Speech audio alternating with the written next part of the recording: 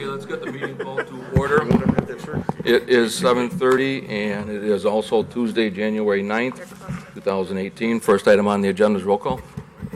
Rosado? Here. Atak? Here. Stark? Here. Chancet? Here. Wolf? Here. Salvati? Here. Brown? Here. O'Brien? Here. Callahan? Meitzler? Here. Malay? Here. Ewer? Here. Saron? Here. And McFadden? Here. Okay, we have a quorum. Next item is item 2, items removed, added, or changed. We do have just one change, and that is under item 27, executive session. We're going to also add in there setting the price of land for sale. Nothing else? Does anybody have anything else? Nothing else? Okay, moving on to item number 3, matters from the public for items that are not on the agenda. So if you'd like to address us for an item that is not on the agenda, now would be a good time. If not, if you want to address us for something that is on the agenda, just get my attention when we've got that agenda up, and I'll make sure we hear what you've got to say. Item 4, consent agenda. We've got 4 items on that. Ordinance 18-02, amending the comprehensive plan land use map for 315 South River Street, Batavia Park District, in the city of Batavia. Item B, ordinance 18-03, amending the official zoning map for the city of Batavia, 315 South River Street, Batavia Park District, in the city of Batavia. Item C, ordinance 18-04, amending the official zoning map for the city of Batavia, 711 Mather Lane, city of Batavia is the applicant. Item D is ordinance 18-05, amending the official zoning map for the city of Batavia for the Fox River Island, identified as 183B, and that's the city of Batavia also. Can I get a motion? So moved. Second. Motion by McFadden, second by Salvati. All in favor? Aye. Aye. Opposed? Motion's carried. Item number 5 is a presentation on the monthly wastewater treatment plant project update. Gary, you going to start us out with that, or Jerry, you going to take it? I'll take it, thank you. Just going to be going through the normal update here. This is for essentially everything through the end of the year. So just to touch on some of the highlights, happened right after the last presentation that we did, but we got the hard surface down on Flint Street and got the water service up and running to the food pantry. We're also able to continue on the main building concrete walls, as you can see from this overall picture, even through the cold weather. We've replaced the roofing on the sludge handling building and the chlorine building. That's part of the improvements. Continue with the installation of the underground force mains and water mains, as well as some large diameter gravity sewers throughout the site. An update on progress. This is as of the last invoices from the engineering side and last pay request into the city, totaling about 46% estimated progress on the project so far. Change orders. This is through change order 3, which was approved by the city at right around 0.83% of the construction cost. An update on the schedule. Again, this is usually somewhat difficult to see, but the band in yellow is indicating the winter months. They indicate that to stress how slow work is over the colder months doing concrete work and excavation. But right now, as of the latest updated schedule, contractor is approximately 14 days behind schedule, so we're talking with him tomorrow about ways to address the delays.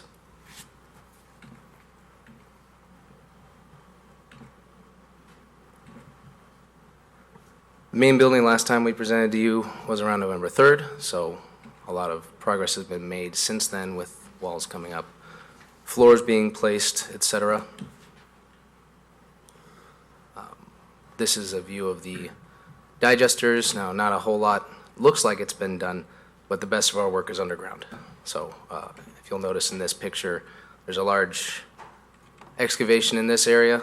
Took quite a long time to get out of that area. There's a lot of crossings of existing pipe that we had to dig around. And so it's all backfilled now. My next presentation, I'm hoping that this whole area will be dug up for the construction of the digester operations building. That's our next step in that area. And since October 10th, there has been no progress on the chemical feed facility, but I'm going to keep showing you this until it's all complete. This is one of the main drivers for the project. So that's the update. If anybody has any questions, I'm willing to Alderman answer. O'Brien, you want to take it from here? Any questions, Scott? One question. So I work about 200 yards from this lovely project, and there's a lovely odor that we're getting. You know how long that will be before that's capped? I sure do. So according to the contractor's schedule, this structure that has yet to be dug, constructed, and then electrical run to it and started up, it's a process that I believe takes about 6 months from this period, 6 to 9 months depending. So that is the amount of time until the digesters can get started up again. Once the digesters started up again, your odors from that part will go away. So about 9 to 10 months. That's pretty accurate. Perfect. Anybody else have any questions? Get a big bottle Oh, yeah, I got one question. What are they looking to do, the contractor, to make up the 2 weeks? A couple things. The critical path right now is the main building, which is in the background right here, is the power coming into this building. So really, the drive is to get the building enclosed, get the walls up, get the roof on, get the windows in and doors in so that it can be dry so we can start doing our MEPs. Staffing is one of the main things we're going to be talking about. Sometimes there's only so much concrete you can pour in a day, just realistically, let alone with the cold weather. So once we get enclosed, staffing of the electrical contractors and plumbing contractors is going to have to be boosted up. Also, it's a calendar day project. We've only had one day so far where any work has been done on a weekend, and it was a half day. So we'll be talking about that as well. There's a lot of different things that we can do, and there are a lot of weekends coming up.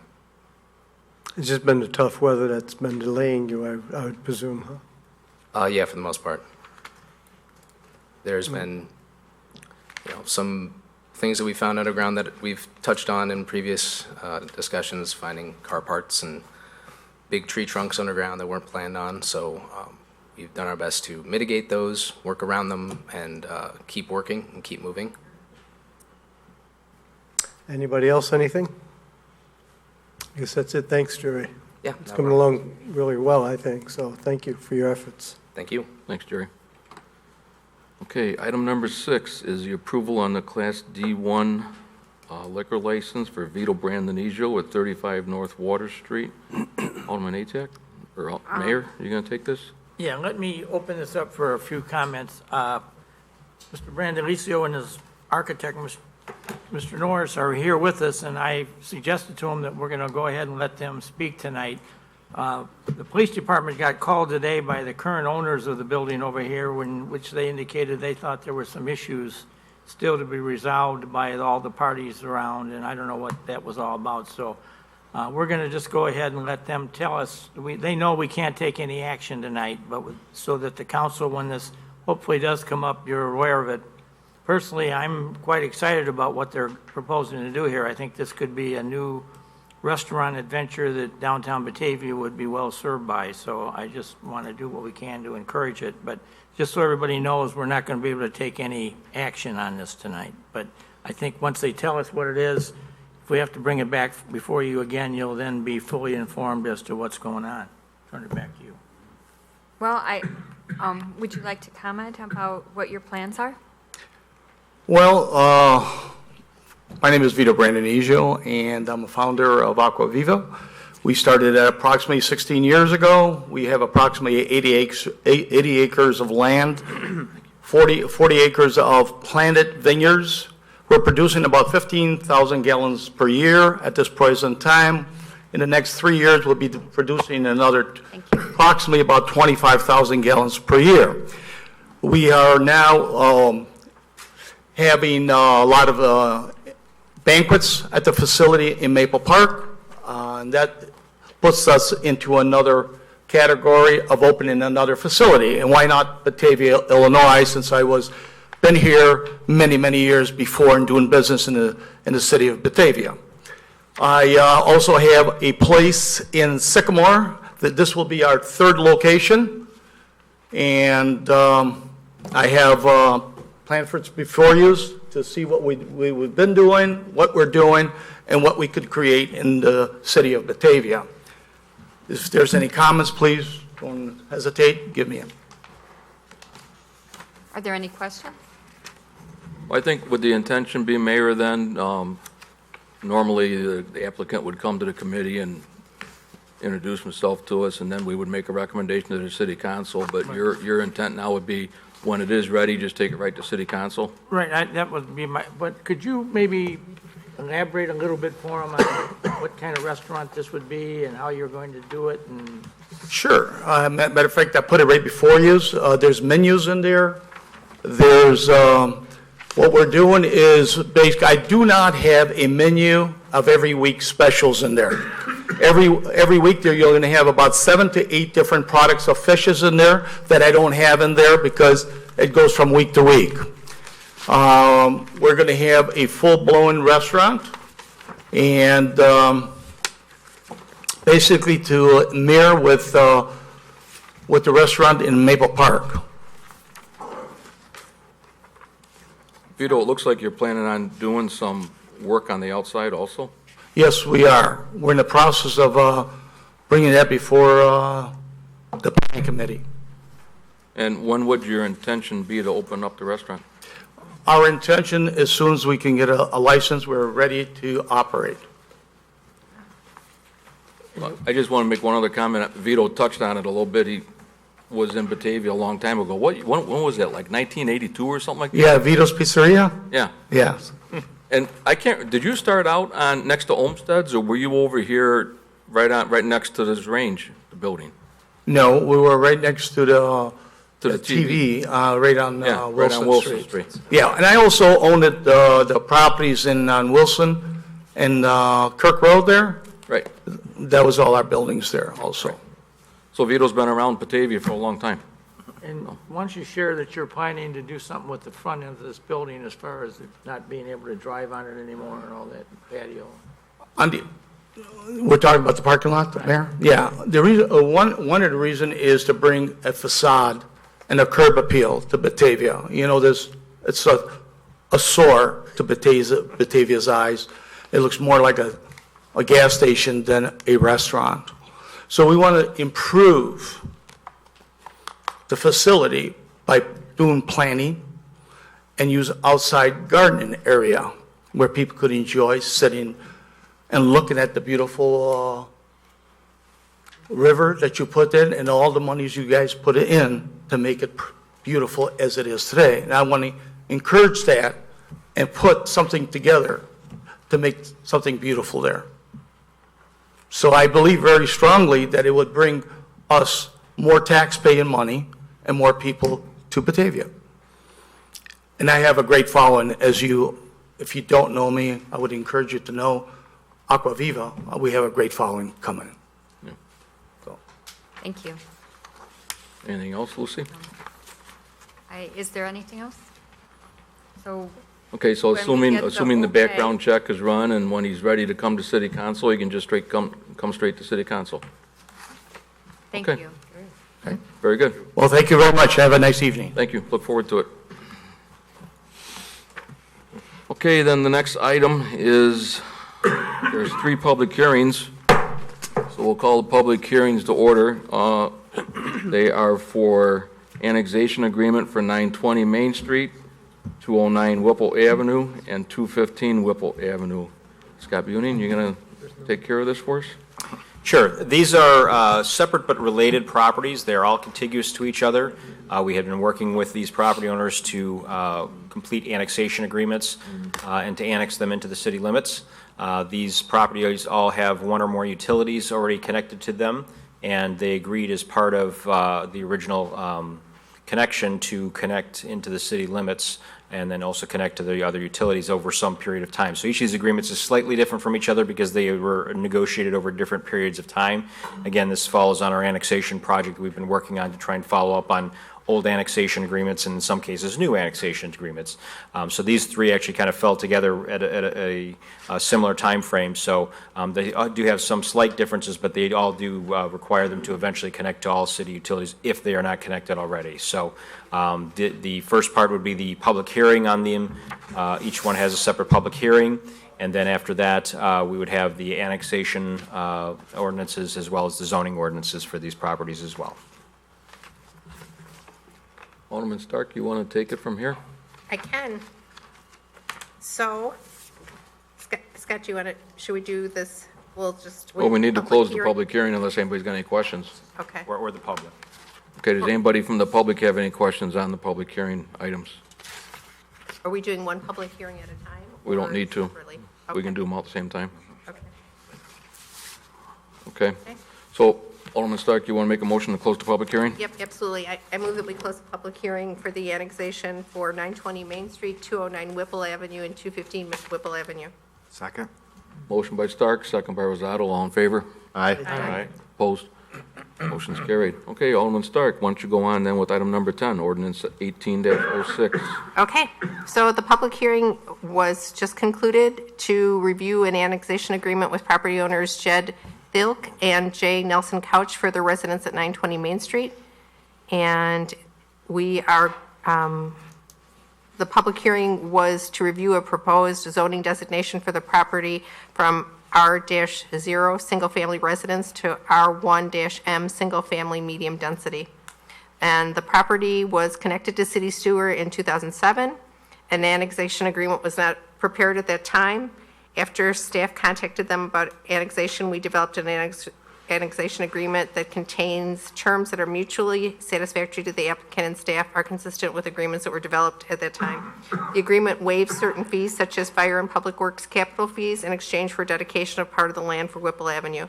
It also requires the owner to connect to the city water within 15 years and city electric within 5 years. The owners are already taking steps to make these connections now, however. The agreement also requires the city to rezone the property to R-1M Single Family Medium Density District and also requires the city to reassign the property with a Whipple Avenue address. The Plan Commission held a public hearing on the rezoning on December 6th and voted 7-0 in favor of the proposed change. So we have three alternatives, of course. The proposed action will places the property in a zoning district consistent with the comprehensive plan, as well as with other similarly situated properties in the areas. The cons, the staff has not identified any negative circumstances. Budget impact, additional costs would occur for the recording of the annexation agreement and annexation ordinance with the county recorder.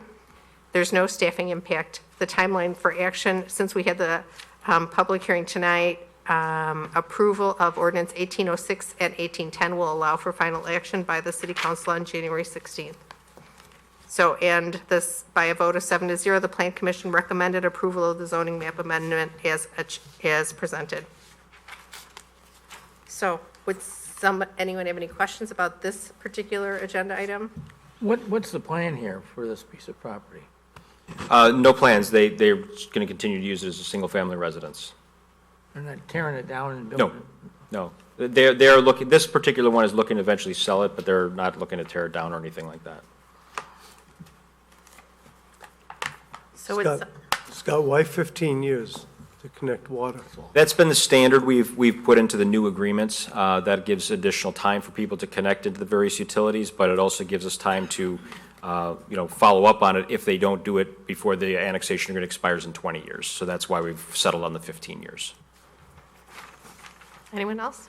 One question that I have on that property that's on the Main Street corner, could that be subdivided into two lots? Not under that zoning district, no. Okay, Not. that's what I wanted to make sure, because there is both access on, right now, off of Main Street and off of Whipple. Right, and I think they're looking to abandon the Main Street access point also eventually, so. Anyone else?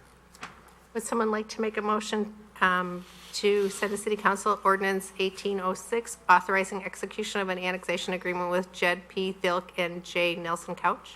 So moved. Second. Motion by Dalen Atek, second by Wolf. All in favor? Aye. Opposed? Motion carries. Would someone like, Consent? yeah, Consent. someone like to make a motion to send to City Council ordinance 18-10, annexing and zoning property at 920 Main Street. So moved. Motion by Thielen Ajak, second by Wolf. All in favor? Aye. Opposed? Motion carries. Again, consent would be great, Dave. Okay, so the next item is item 12, ordinance 18-07, Alderman Stark. It is. Okay, so this is same street, different property. Ordinance is 1807, ordinance 1811.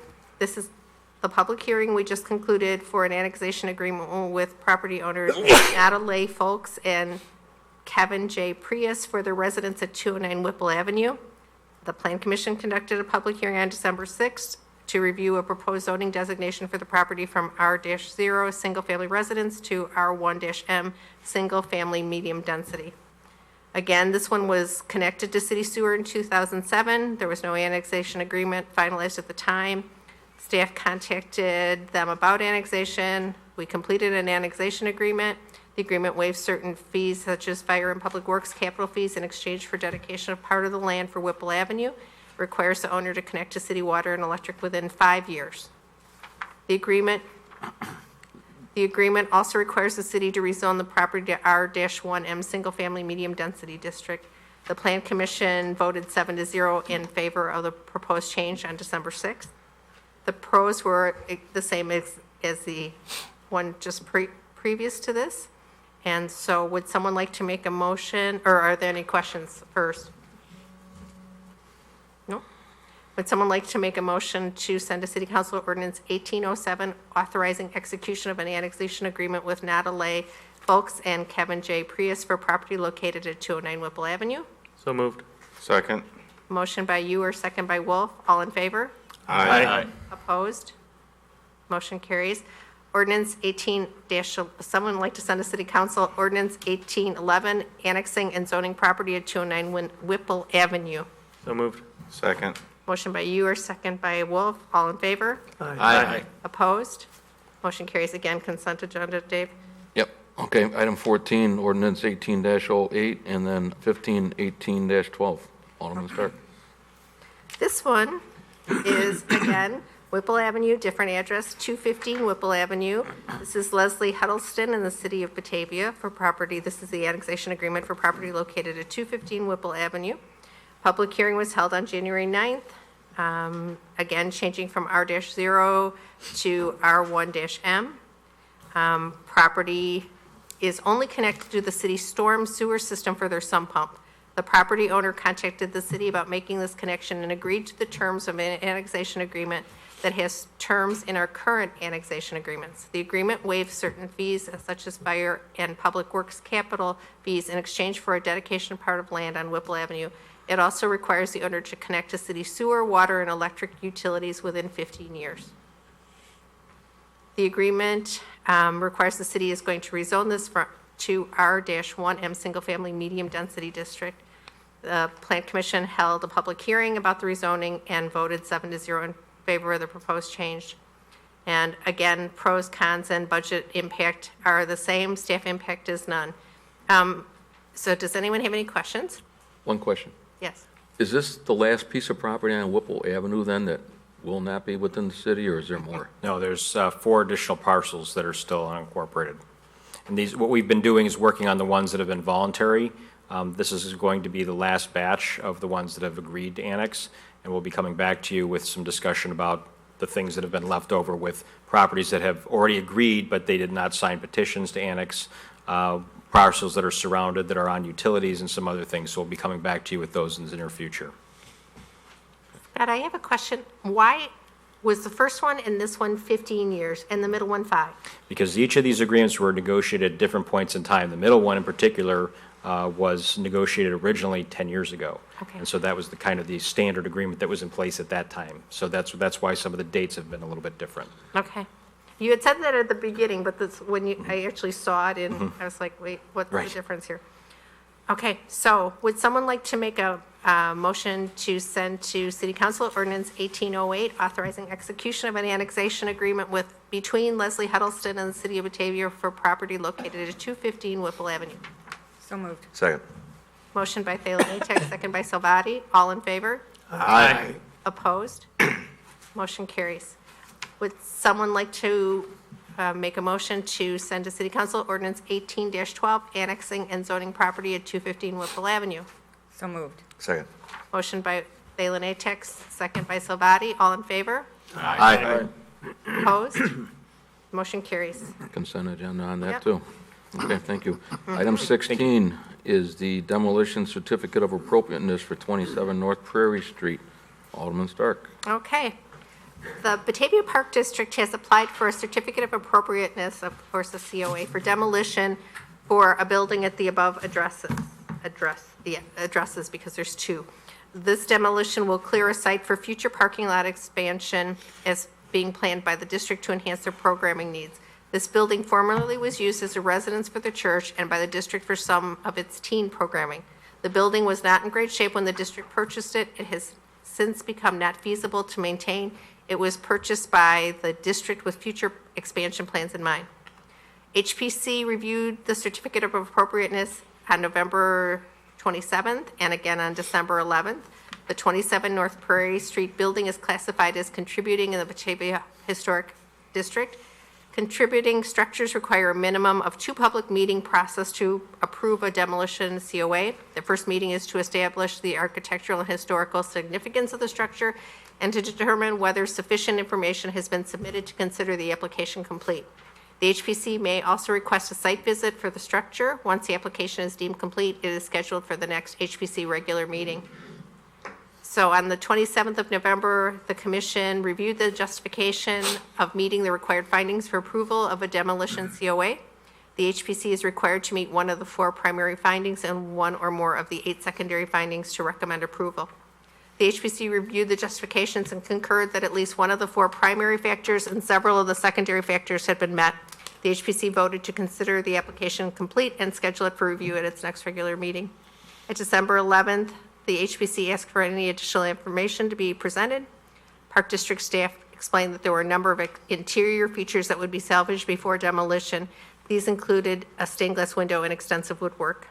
By a vote of 4-0, the HPC recommended to the committee of the whole the approval of the proposed COA for demolition at 27 North Prairie Street, and staff concurs with the recommendation. So, anyone have any questions about this building? Susan? Yeah. Jeff, I'm assuming the Park District's going to have to go by the same ordinance as everybody else has to go by as far as parking lot screening? That's correct, yeah. The parking lot actually will be coming back to the Plan Commission and going through the approval process for that. It has not been, I don't believe it's been filed yet, but should be filed soon, and they'll be going through the Plan Commission process to get all the approvals to actually do the actual parking lot, yes. Okay, is there any, are they going to have to do any water retention with the amount of surfacing that they're going to be doing? Has that been considered, I guess, before we go and tear down houses? I'm not sure, Andrea, can you maybe answer that a little bit? I know. I'm just gonna talk loud.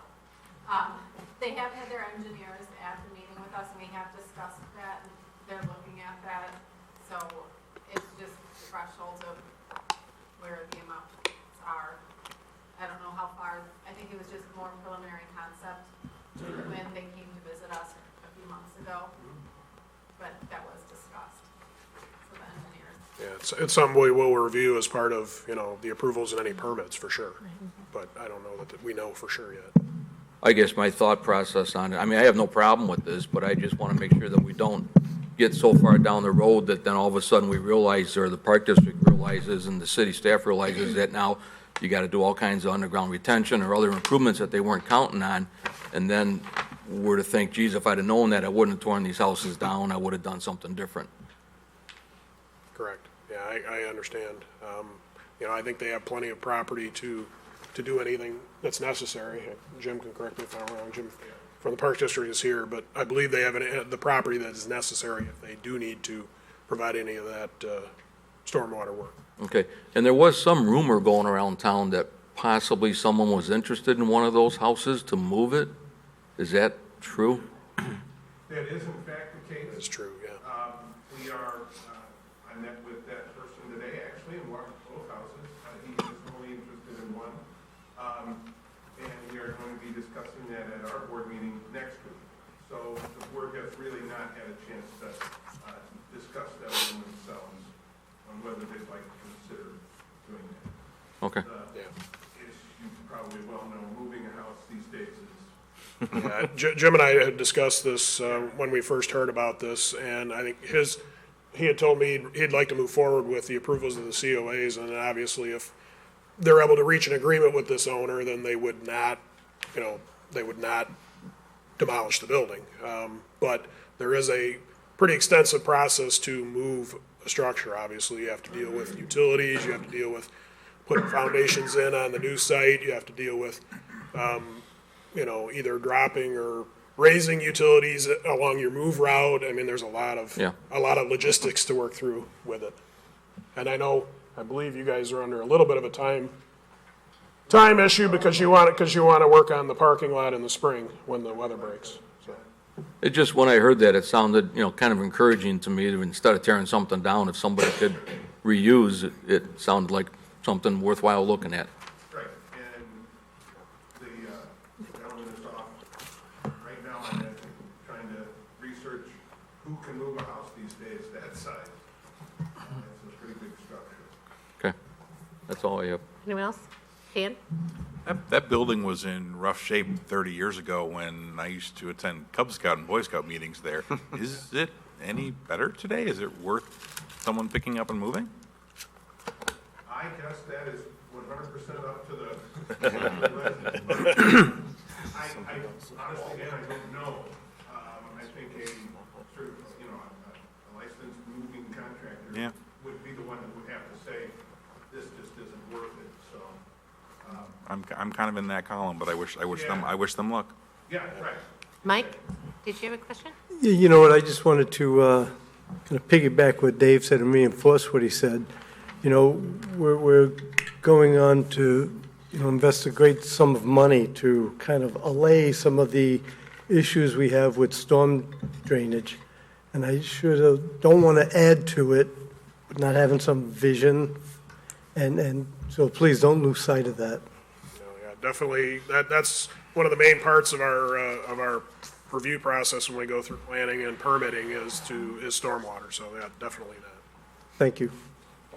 And just so that there are two buildings on this property. There is the house and the garage, and they're both covered by the certificate of appropriateness. So,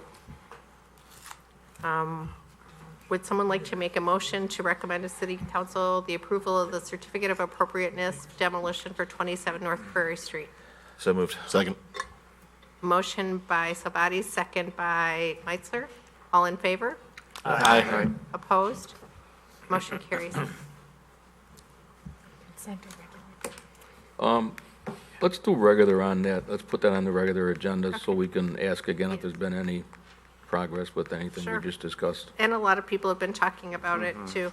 So it would be good to have a discussion.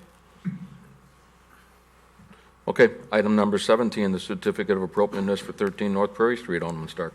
Okay, so this one, again, is very similar to the last one that we covered. Again, the Park District owns the building. This one is a contributing structure in the Historic District. HPC met, they had a public hearing. They agreed that at least one of the four primary factors and secondary factors had been met. No additional information was presented on December 11th when they had their second meeting. A vote to 4-0, HPC recommends to the committee of the whole to approve the COA. And this is the COA for 13 North Prairie Street. And on this piece of property, there is also a primary structure and a garage outbuilding. And they, again, will be using this for additional parking. So does anyone have any questions? Same comments. Okay. I just painted that garage 2 years ago with the Boy Scouts. Hey, should have planned ahead.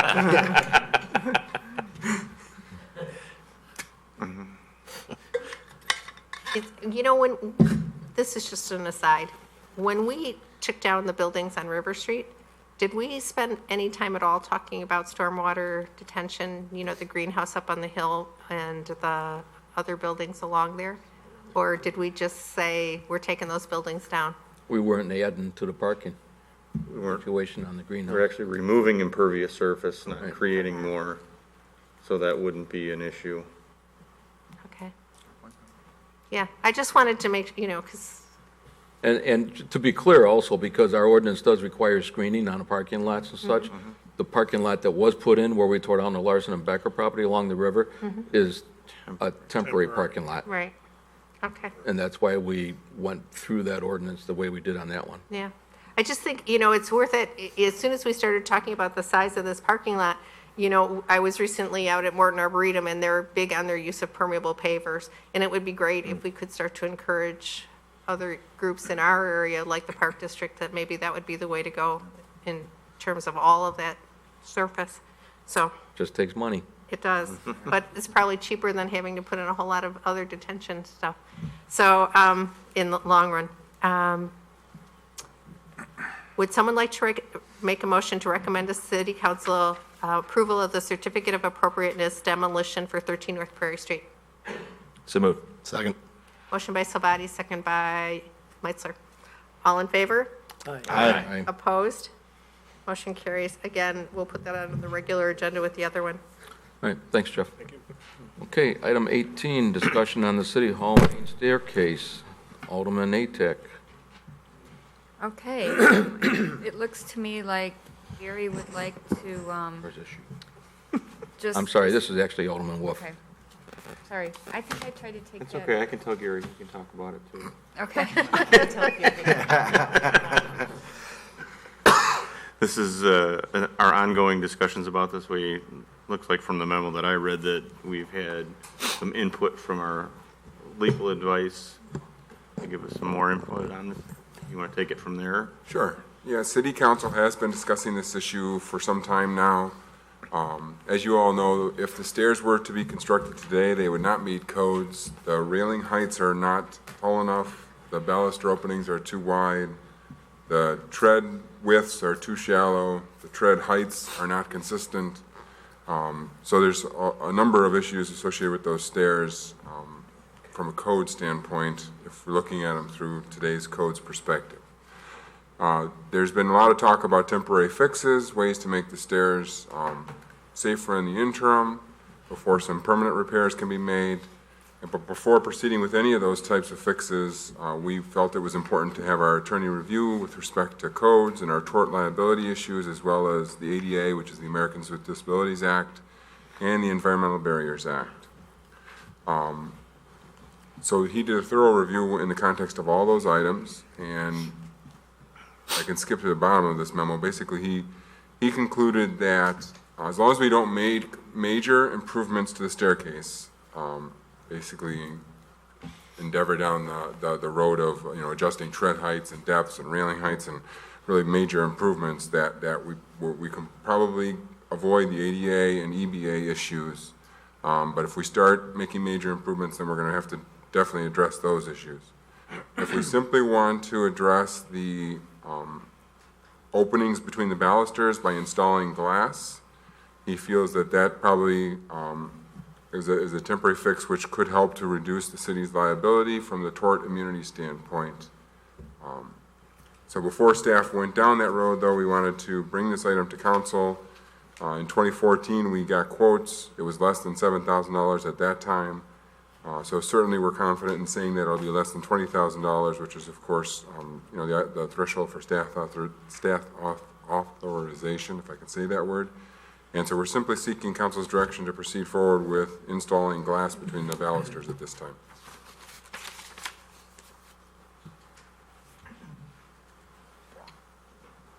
Any questions, comments? Lucy? What was the total Lucy, use the mic, please. Can you remind us of the total estimate to do the stairs completely? To reconstruct them, $100,000 plus. Plus how much? I mean, it was around, I It mean. was between 100 and 150. Okay. Okay, so, and then that brought up the question, do you reconstruct them in their current location? If you reconstruct them in their current location, they're going to extend farther in front of the front door because the current railings don't meet any of the codes with respect to. So that didn't landing. include moving the stairs? That did not include moving The the stairs. 150 didn't include moving the stairs. That's amazing. That's why we're going Okay. around this big circle, because Right, we right. keep going Okay, back to the same I issue. can't remember. Okay. Yeah. That's still amazing. So Gary, how wide are the balusters now? The balusters, Yes. you know, I'm just, I mean, the The newel posts. posts would be Not the basically newel 3 posts, feet yeah. wide, and they're like 18 inches tall. I mean, it's easy to fit a child through them today. There's no, in a modern staircase, of course, you have, Every 4 inches. every 4-inch, yeah, you can't have greater than a 4-inch opening. So now We they're have- about- We have 18-inch openings by 3 feet openings. Okay. I think the frustration is, on everybody's part, is staff would like to reconfigure the whole situation. The stairs, the feasibility, the usability of the building, the whole shot. We told them we don't want to commit to spending that amount of money at this time. They see a potential problem, so that's why they're addressing this glass. Correct me if I'm wrong, Gary, if I'm thinking out loud here. That's why you're looking at doing this. My frustration is obviously, geez, if we had the money, we could take care of it all and do it the right way. And then at the same time, I'm thinking, we're throwing $7,000 down the drain or $7,000 to $9,000 to $10,000 down the drain by doing this. It's been in that condition for 20-plus years. And it doesn't mean it's right, but are we throwing money down the drain after something we shouldn't be doing? To possibly, if I remember right, when we went through this issue on the budget of reconfiguring the city hall, we said, we're not sure what's going to happen with what the state's doing with the money, so let's just hold off on making this full commitment until after the, say, mid part of the year, and we'll have the discussion again. So we could very well be sitting here in 5 months talking about whether or not we want to go through with the plans that were presented to us and the $500,000 to $600,000 figure that was presented to us 2 months ago. We could be discussing again in 4 to 5 months, and that would be roughly 2 to 3 months after we spend $10,000 on some glass to put on a stairway that's been that way for 20 years. Did I sum that up pretty good? Mm-hmm. You did, and just to add, and hope nothing happens in the interim. Well, you know, we got an issue with the dam that I won't bring up either, so. Well, I guess my suggestion or my thought about this is, I don't want to see us spend 5 or 10 grand on glass to go in there. What's the cheapest, simplest way to make it safe enough as a stopgap? You know, I mean, that's truly what we're talking about. I don't really care what it looks like, as long as it fits whatever we deem as a safe solution to what's there today.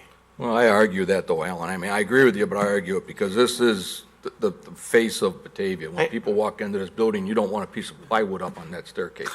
That would be the cheapest, quickest thing to do. CDI. But that may also convince us then to do it and do it right. That's my point, is that if we're going to do this, we should be talking about doing it correctly and not Band-Aiding it. So that's why I brought that up, is I think that this is something that we have to really seriously consider, that if we're going to do this, we either do it right or we shouldn't be doing Band-Aids on it. Dan? So why not call this a phase, and let's just do phase 1 and put a stop on every other phase? Because we realize we're gonna be throwing good money after bad at this point. Could we just phase it? We do have a phased project, but the phased project included moving that stairway to where the reception area is currently. And if we rebuild, it's begins a whole series of particular dominoes. And then if you're doing that, then you might as well move the reception area over to this side and utility billing downstairs, so that all of the services that the public is utilizing the building for are all on the main floor of the building. And then those who are here for an appointment to see those whose offices are upstairs have a nice reception area where we come down to greet them and bring them up into that non-public area of the building. It would almost be less expensive to pay someone to say, watch your step. Except when they're, 3-year-old kids who are scrambling around.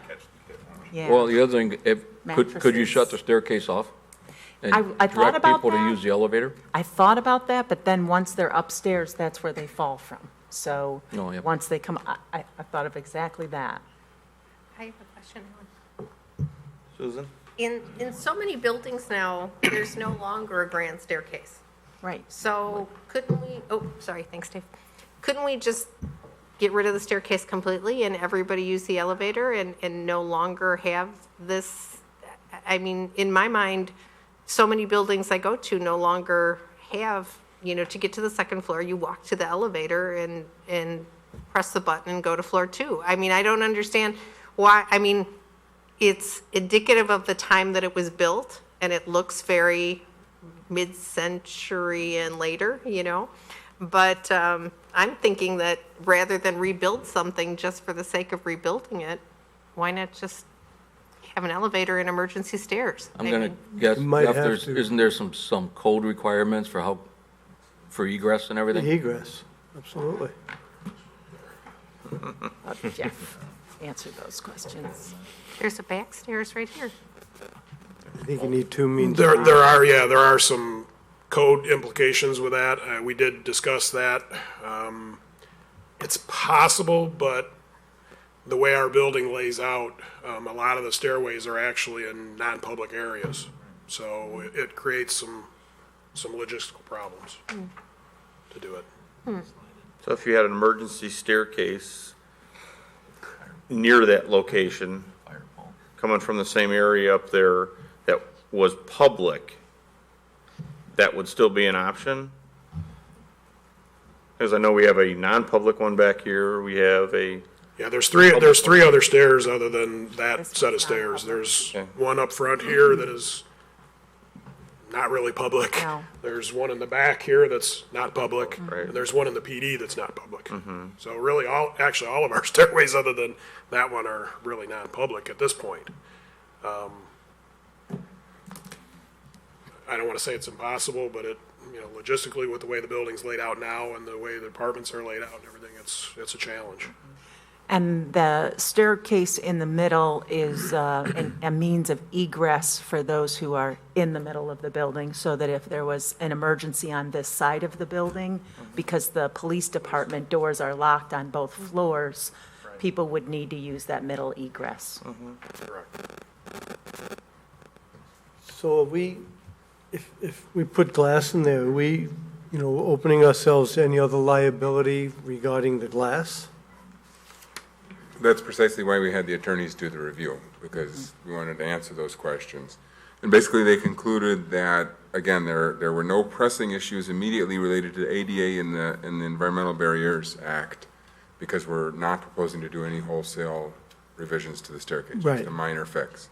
And with regards to the minor fix, the installation of the glass, they felt that it would positively impact reduce our liability from the Tort Immunity standpoint. That's the best- But I understand, but somebody walking up there and he's swinging a piece of metal or whatever. Well, it's gonna have to be tempered glass, Gonna be definitely. tempered, but- Can't be. Can't be sheet glass, but even tempered glass will shatter. I mean, that's the. I mean, that's what you'll find in all the windows, I mean. so Right, I it's understand that, risk. but this is lower, it's like, Yeah. that there is that liability, it's all I was asking about. I mean, personally, I'd like to see us just do the whole thing. And so I understand, and my original thought was I was opposed to it, but personally, I think we should just get it done, as Dan said, in stages, just get the glass up to limit our exposure, and then it's only $7,000 to $10,000, whatever the final number's gonna be. Put it behind us until we're ready to move forward with the whole project. That's my thought. I mean, how much time have you been spending on it? On the stairs? Well, the memo does say in August of 2014. Yes. We were talking about this issue, so. So, Gary, is it possible to tweak the design to bring down costs, or have we already done that? We've already done that. That was the So phased that approach. has come, the design is as streamlined as possible. Yes. When you do one piece, it triggers 4 other pieces, and that's what Laura had Well- just walked through. Yeah, okay.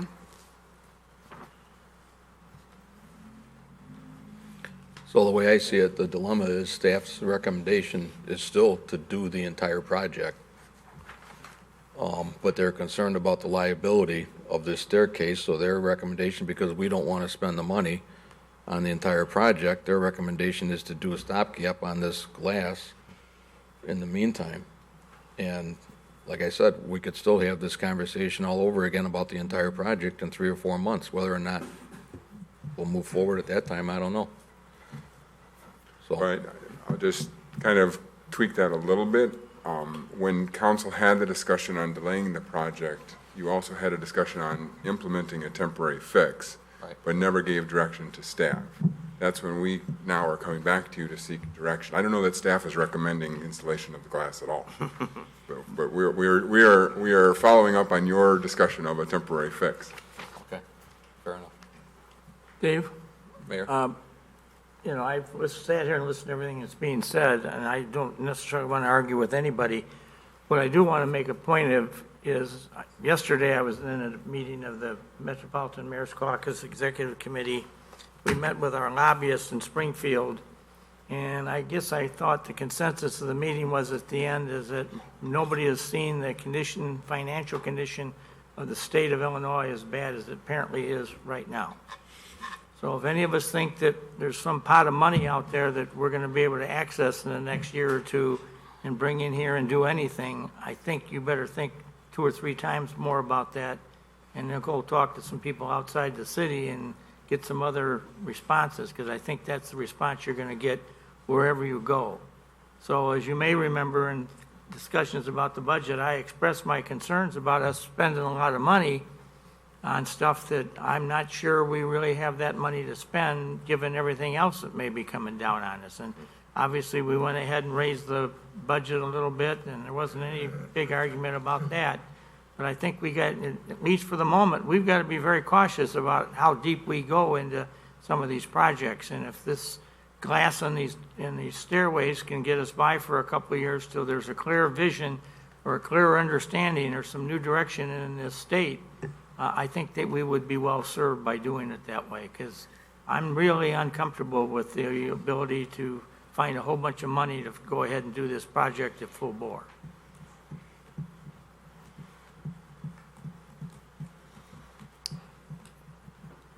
Anybody else have any comments? I think at this point, you want direction from us whether or not to go ahead and do the stopgap and get that done.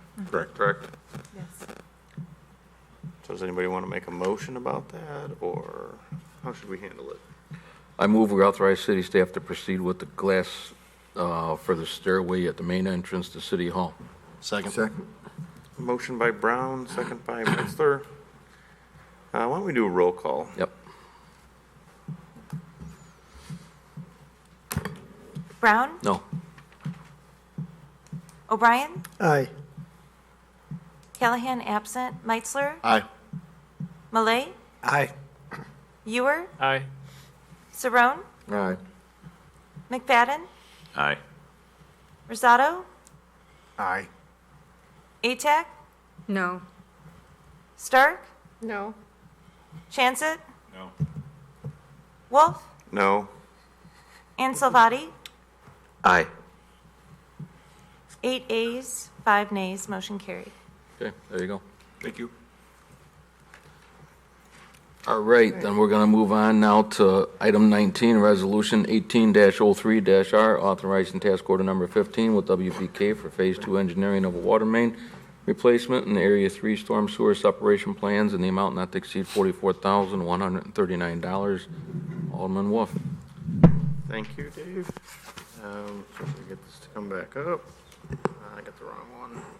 I'm going to go ahead and start, Andrea. I don't have this one. Sure. Water main's usually not my area of expertise, but Area 3 is, so I told Jeremy I would take this one.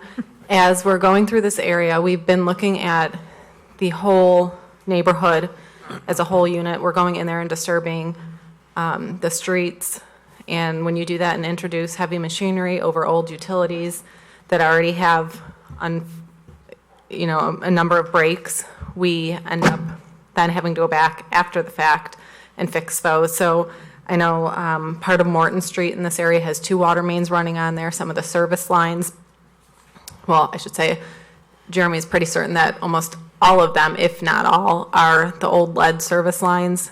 So with the water main replacement, we would be addressing those and do a cost sharing with the residents to replace the entire length to their house. We will be doing definitely to the B-box as part of this project. But since we have WBK on board doing the engineering for the storm sewer separation, we asked them to provide the engineering for the water main as well. And this is the remainder of the project. They're working on it to start laying out the design and get us moving for that first phase. I will take this opportunity to say both Ward 1 and Area 3 are looking at being bid documents put out sometime hopefully next month for the first phase of those projects. So we've had multiple meetings internally to go forward and lay out this design and come up with a whole bunch of other solutions to some problems we've run into with the Route 31 resurfacing and just the existing known problems out there. So this covers all of the remainder of Area 3, and they will be focusing in the next month on just the Morton Street. And there's not much work in the cemetery at all for the water main. It's just getting it across Route 31 as well as IDOT permit. And then once we get over that hurdle, then they'll be continuing on with the remainder of the plans to update those. Okay, does anybody have any questions? Knowing how many times Morton Street and other areas over there near me have been torn up for water mains that are on both sides of the street over there, I kind of hope that this gets solved all at once and we get in there and get in and do it once in one grand swoop to get that cleared out. Yes, and that is kind of the plan as well. They just kind of sent us a preliminary, which Jeremy and I have not gotten a chance to look at, but hopefully we'll get back to them so we can continue moving forward with this. Okay, if nobody else has any questions, would care to make a motion on Resolution 17-03-R? So moved. Second. Motion by Salvati, second by Ewer. All those in favor? Aye. Opposed? Are we gonna need a motion to waive formal bidding on this one or not, because they're Is it a under consulting engineer on the project? For a consulting engineer, like when we go out to bid, we'll be looking for a resident engineer. Is that what you're asking? We're approving a contract for $40-some thousand. Oh, that's for the engineering plans. Yes, That's so just for the water main improvements. So it's professional services under a task order agreement. Right, so, okay. And if we can, just leave that on the regular agenda, because I think we should talk about it at city council meeting. Sounds good. And I guess I will also mention here, kind of a little bit of an update. It's been a while since we've been in front of you, but we are picking a date in March to have a neighborhood meeting for both Ward 1 and Area 3. We've learned some lessons with Area 2 and Elm Street, so we're gonna, with this impacting so many individuals, we're gonna be putting that out there in the next week or two, getting out that date to them, posting it on the website, and requesting information from those directly affected to have email list and finding ways that we can get to them with all that detailed information as opposed to stuff that may be public for the general public on the website. And it'll be a presentation style setup with an open session for question and answer for any of the concerns that they may have. And one other item is that we have decided that we will not be resurfacing the street directly following the construction of these areas.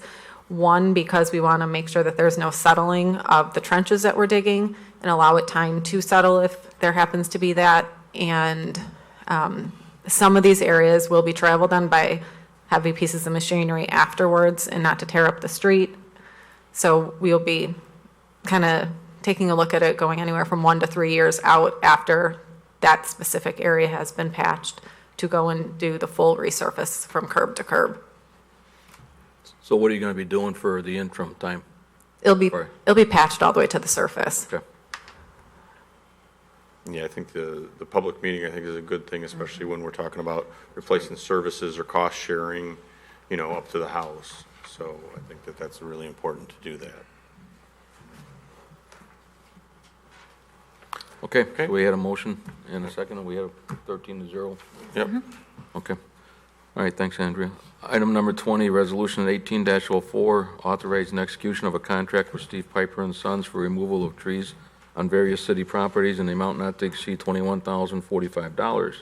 Alderman Wolf. This is part of our drainage areas that we have in town, detention ponds and several different creeks that were all evaluated back in 2017, a couple weeks ago.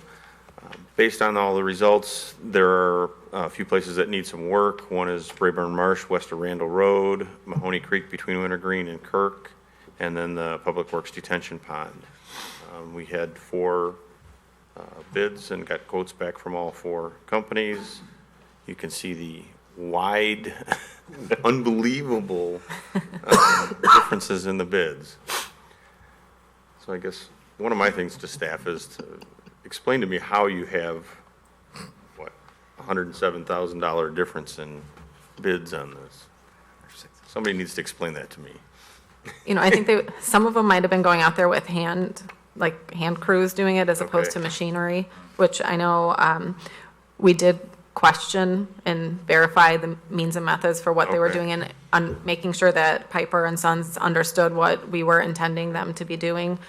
And they're renting a piece of machinery, going to go out there in the marsh, and that's where the biggest changes were. We had the part by Portillo's, and I always get the directions mixed up. So east of the Portillo's Road, that was one of the main bids, doing the channel closest, or the strips on either side of the channel closest to that was the next, and then an alternate was going further out. So those alternate going further out where it's more heavily brushed area were the areas where those numbers were. For example, one side was like $27,000, I know, on that bottom, versus, I don't remember the number offhand and I don't have it with me, but it was a lot, obviously, cheaper than that. So, you know, we're gonna see what they do. They said that they had the same thing in mind that we did. And it may just be the availability too, and how determined they were to get it. So is Piper's intention then to use heavy equipment to go in there and cut this down, or is he going to by hand? In the marsh, they are renting a piece of equipment and hope to get out there in the first or second week in February to take care of that. And they're just chewing everything up and leaving it lay, right? Yes, we discussed that. Chris Bong is our newest engineer, and he helped me do this, and Scott Haynes, the 3 of us all kind of walked out there and just said with the amount of trees and material, it would cost so much to haul it off, so we're just going to have them grind it out there and spread it. And it's up high enough out of the waterway that it won't be a problem. What about in the area, other areas like over by Mahoney Creek? Are they going to remove that or chew that up and leave it? I believe that they're going to be doing the same. They can leave it and put it off to the side. That's just a narrow, I believe it's 10-foot swath on either side of the channel just for us to get out there.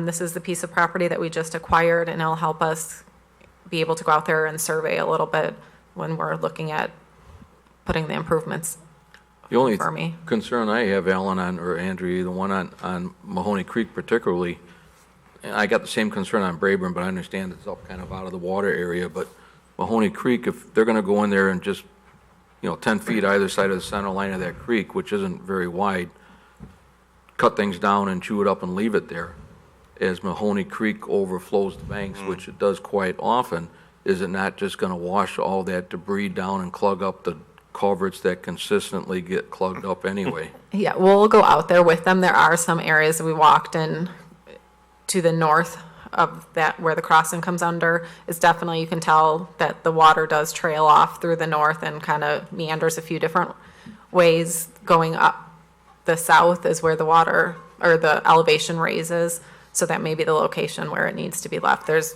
plenty of space out there. It doesn't necessarily need to be right in that location, exactly where the tree came down, but it doesn't necessarily mean where we need to have it hauled off-site, just further out of that vicinity. So the real intention of doing that Mahoney Creek 20-foot area is what? To get out there to be able to survey and get clearance, because once it gets canopied with leaves, it becomes very difficult to get out there and get any equipment. And it just makes it easier to walk through and clear any brush that might be obstructing it as well. So I'm a little familiar with this area. To Dave's point, I do have concerns about leaving, and I understand why you would do it, but here's not a good area to do it, to mulch it up and leave it. You know, that creek behind those homes really needs to be dredged. I mean, when I first moved there, it was almost 3 to 4 feet deep, and now it's 18 inches deep.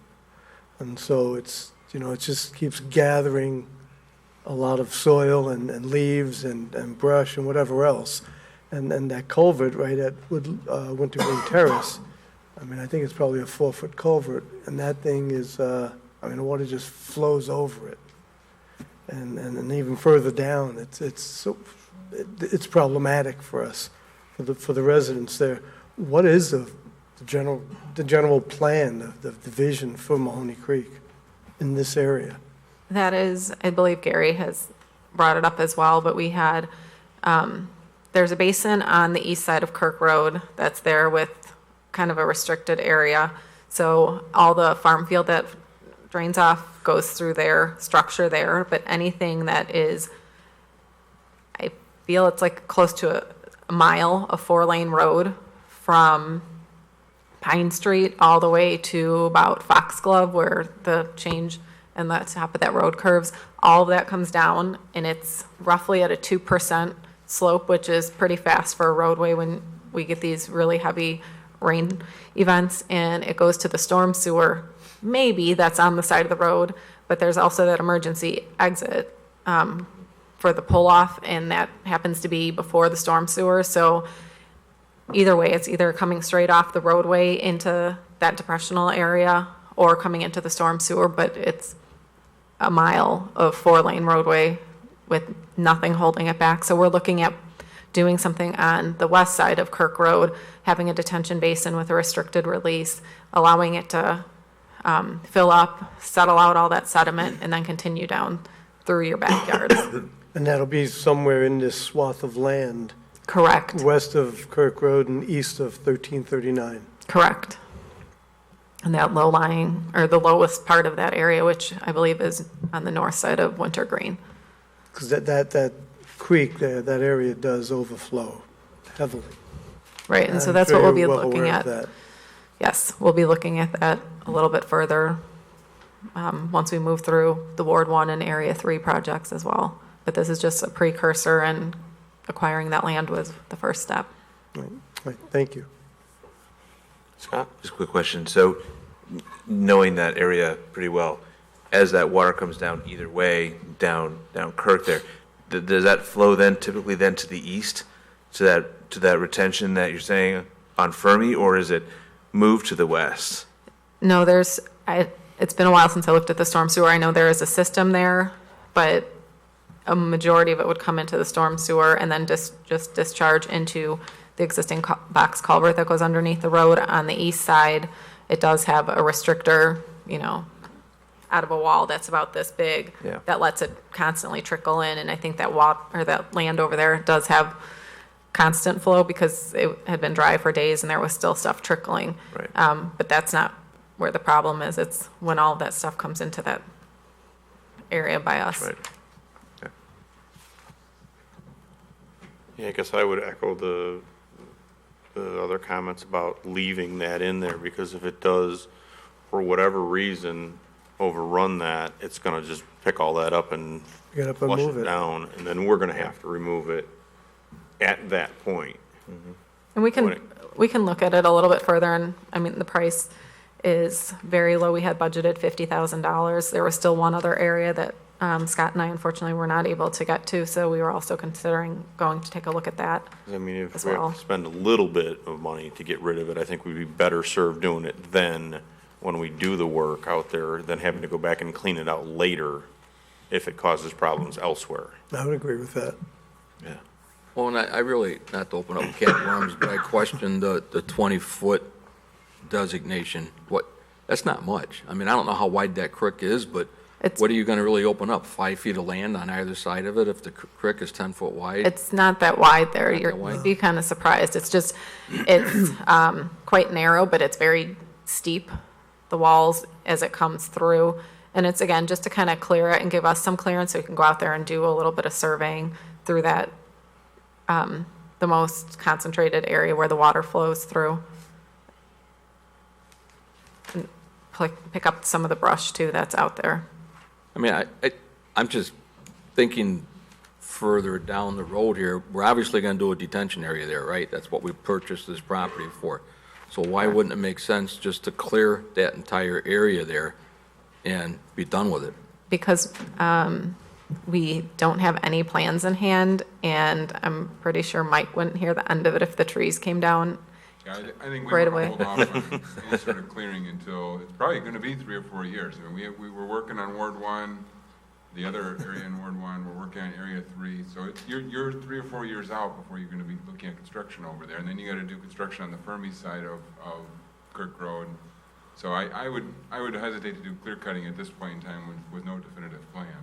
20 feet gives us, you know, a swatch through there that'll allow better flow than exists today. It's obviously not much money to accomplish the 20 feet. It gets us access back in there, and ultimately we'll come up with a plan that'll mitigate and make everything 100% better on Mahoney Creek once we get that done. But, I mean, if on the east side, if we're making better flow, when you go west towards towards Woodland Hills Road, I mean, it already, that area behind the homes cannot handle the flow now. And so if you're adding flow to it, it's just. Well, and some of it. Flow though, I mean, with the brushes, anything impeding personnel from getting back there as opposed to impeding stormwater. Okay. The water's still flowing through there. I've walked through that area. There clearly is a lot of leaves and debris, but there's also other things that residents put there and not necessarily Mother Nature. So I routinely send out a letter to every homeowner along every waterway in town on a 5 or 6 year cycle. So everyone gets that they need to maintain their property, that they shouldn't be putting their yard waste back there. They shouldn't be putting their leaves back there. So some of those items do impede it. And Well, you know what? I know there's a lot of sediment too that comes off the road, I'm sure, but. But the flow of water is so great.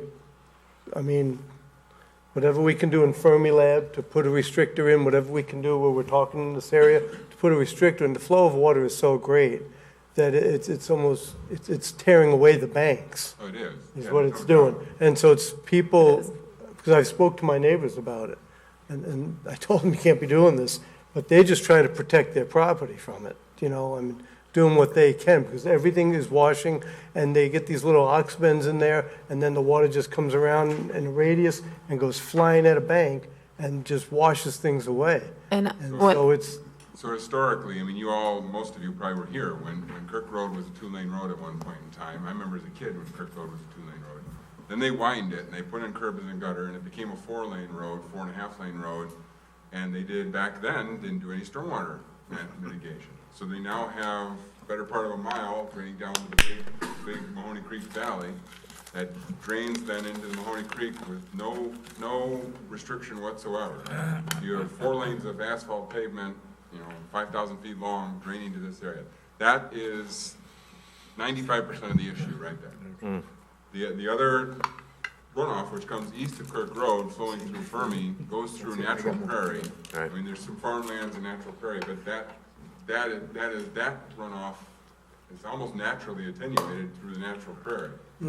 Okay, so the plan is to put that restrictor structure on the west side of Kirk, so that all water which flows into that box culvert suddenly can't go west into Mahoney Creek anymore. Now it hits this restrictor structure. But it's still coming, so it says, where do I have to go? Well, I'm gonna back up. I'm gonna go east now on the east side of Kirk, and I'm gonna fill that basin over there. And then I'm only gonna be able to go west at a restricted reduced rate. Once we restrict the reduced rate, or reduce the rate that which flows into Mahoney Creek, we're gonna greatly reduce the erosion issues, and we're gonna greatly reduce the overtopping issues, because the creek will now be able to handle the rate of flow at which it's receiving it. That's the underlying issue. That's the goal. That's the goal. And then we can also address the issues in the flow, the direction that that flow is coming, because I know at the end of Wintergreen, it makes a hard 90, and I mean, we saw it almost needs a boulder kind of out there to help not take any more land away as it goes and makes it 90, and then there's another 90. West of Woodland Hills. Yep. That what you're talking also, right? Yes. Yeah, That's approaching the curb there. Jim's not here anymore, but that's a project that we had on the books to work with the Park District, and hopefully it'll be back next year, where we'll put it out for construction potentially, but because we do have an existing permit for that work when we had the plans drawn up, so those are just shelf ready, and it kind of got put to the back burner with the other projects that came up. I mean, again, and I'll bring up something, I don't know if people want to hear it or not, but, this is a very good reason why we should probably look into having a stormwater utility, because we can possibly address these issues a little more clearly and a little more timely. So, and these, this is, see, we're talking First Ward, but in all 7 wards, it's the same issues. It's stormwater issues that people are suffering under. So, just an aside. The basin at the Public Works Garage, we don't maintain that, do we, as far as mow it? It just grows? Yeah, I don't think. Why, no. why do we really care if Well, trees because grow it was in that so basement? it was so overgrown. The thing had never been burned. It was cattails, Right. super thick. So it's just more a maintenance. I don't think it, like you said, I don't think it was ever kept up, and now we're kind of getting on these maintenance, and that one just happens to be there. So we added that to have them come and look at, and there's a ton of phragmites that are in there. But I'm just still trying to wrap my head around why we really, trees eat water, right? They drink water and not eat it, but why do we really care if there's trees in that basin? It's out of the public view of everybody and everything, and we don't go in there and mow it to keep it maintained. So why do we really care if there's trees in there? Because eventually then it becomes like the Wilson Street pond over there by Old Second, where you can't access, and it's completely enclosed. So these are all very small trees, and that's kind of what Brayburn is now too, that there are some larger ones out there, but we're trying to get them while they're smaller, so it does not cost as much, because the intention was never to have those trees there. And if we can kind of keep up with them as they're minimal, then you don't end up with a disaster that happened over there when the bank was trying to sell it, and Scott couldn't get to the restrictor because the trees had kept on growing and it was never maintained. So it's just upkeep with these basins, and with more time dedicated to it, hopefully we can kind of solve this problem around the city as well, so we don't have any issues. Any other questions? I guess I would just say, do we want to just let that go the way it is, or ask staff to add in removal, at least around the Mahoney Creek area of Yeah, we can look into what's that. ground up out of there? Because I just don't want to see us a month or two after that, if it gets done during February, and then March or April, we get some big rains and we have to deal with cleaning it all out then, it's going to cost us more. Right. Well, I Thank think you. we I know agree your with that. direction. I think if we could approve the contract tonight, we can Okay. always handle that as a change order to the contract. Okay. And if we need to, percentage-wise, bring it back to you, we certainly will do that, and then you'll know the reason why. I would definitely agree to that. Yeah. That water moves real fast, and it picks up boulders. It picks up boulders, so it's fast-moving water, so it'll pick up mulch. Okay. Okay. Thank you. So would someone like to make a motion to recommend Resolution 1804-R, authorizing the contract with Steve Piper and Sons for So removal of moved. trees? Second. Motion by O'Brien, second by Salvati. All those in favor? Aye. Opposed? Want to talk about that one?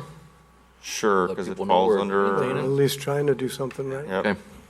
All right, item number 21, Resolution 18-01-R, authorizing execution of a contract with Engineering Resource Associates for the College Avenue and Wilson Street Storm Sewer Phase 2 engineering services in the amount not to exceed $39,908.85. Alderman Wolf. It's loading. Hold on a second. I've done it ahead of time.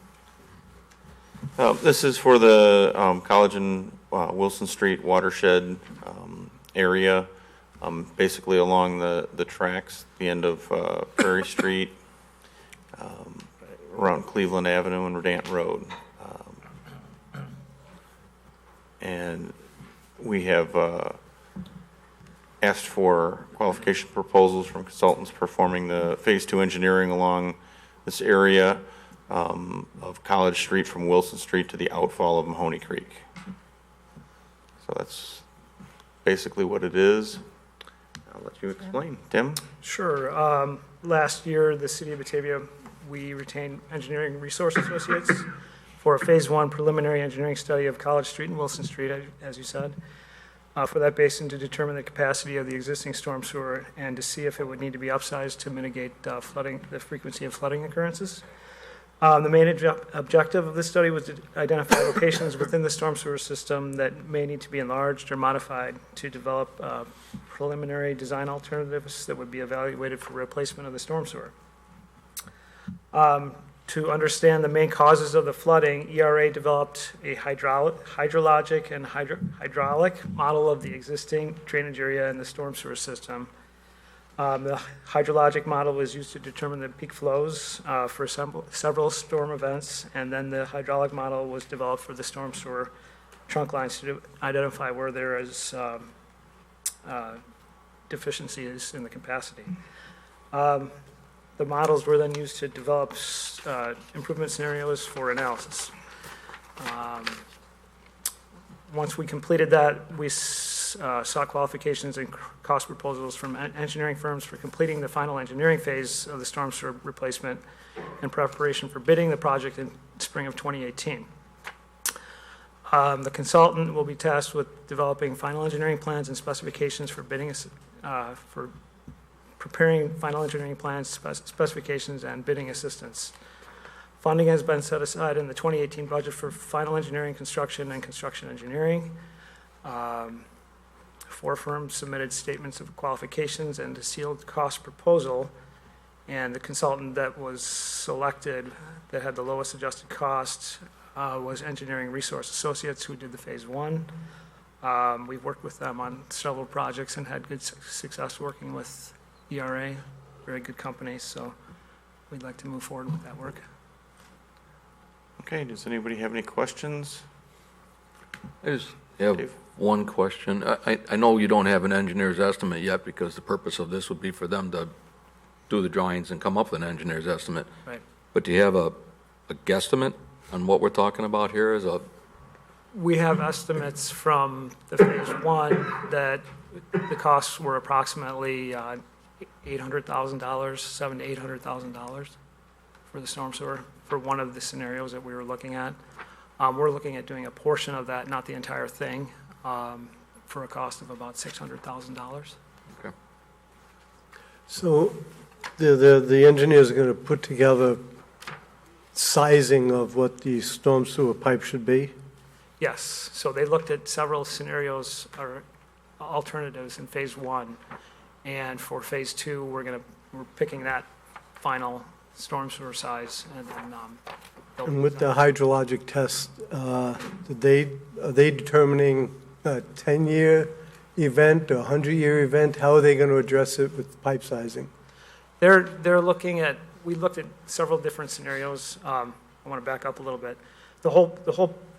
This whole project kind of started because of, there was some flooding that had occurred on, a College and Wilson, and Webster and Wilson, and the streets department went ahead and did a storm sewer televising of that entire network and found that the pipe was in really, really bad shape. So that's kind of what started this. Coming out of that, there was not a significant amount of private property flooding, it was street flooding. So the objective was really to replace the pipe, and in looking at that, we found there's some capacity issues. So we're gonna increase the capacity of the pipe, but also the main point of the project was to replace the pipe that's in pretty bad condition. I may have said this before, I'm not quite sure if I've said this or not, but I don't believe a 10-year event is worthy anymore. I believe Right. we have climate change and that we should be looking at 50-year events. Right. Or a 100-year event even, because it seems like we get a 100-year event every year.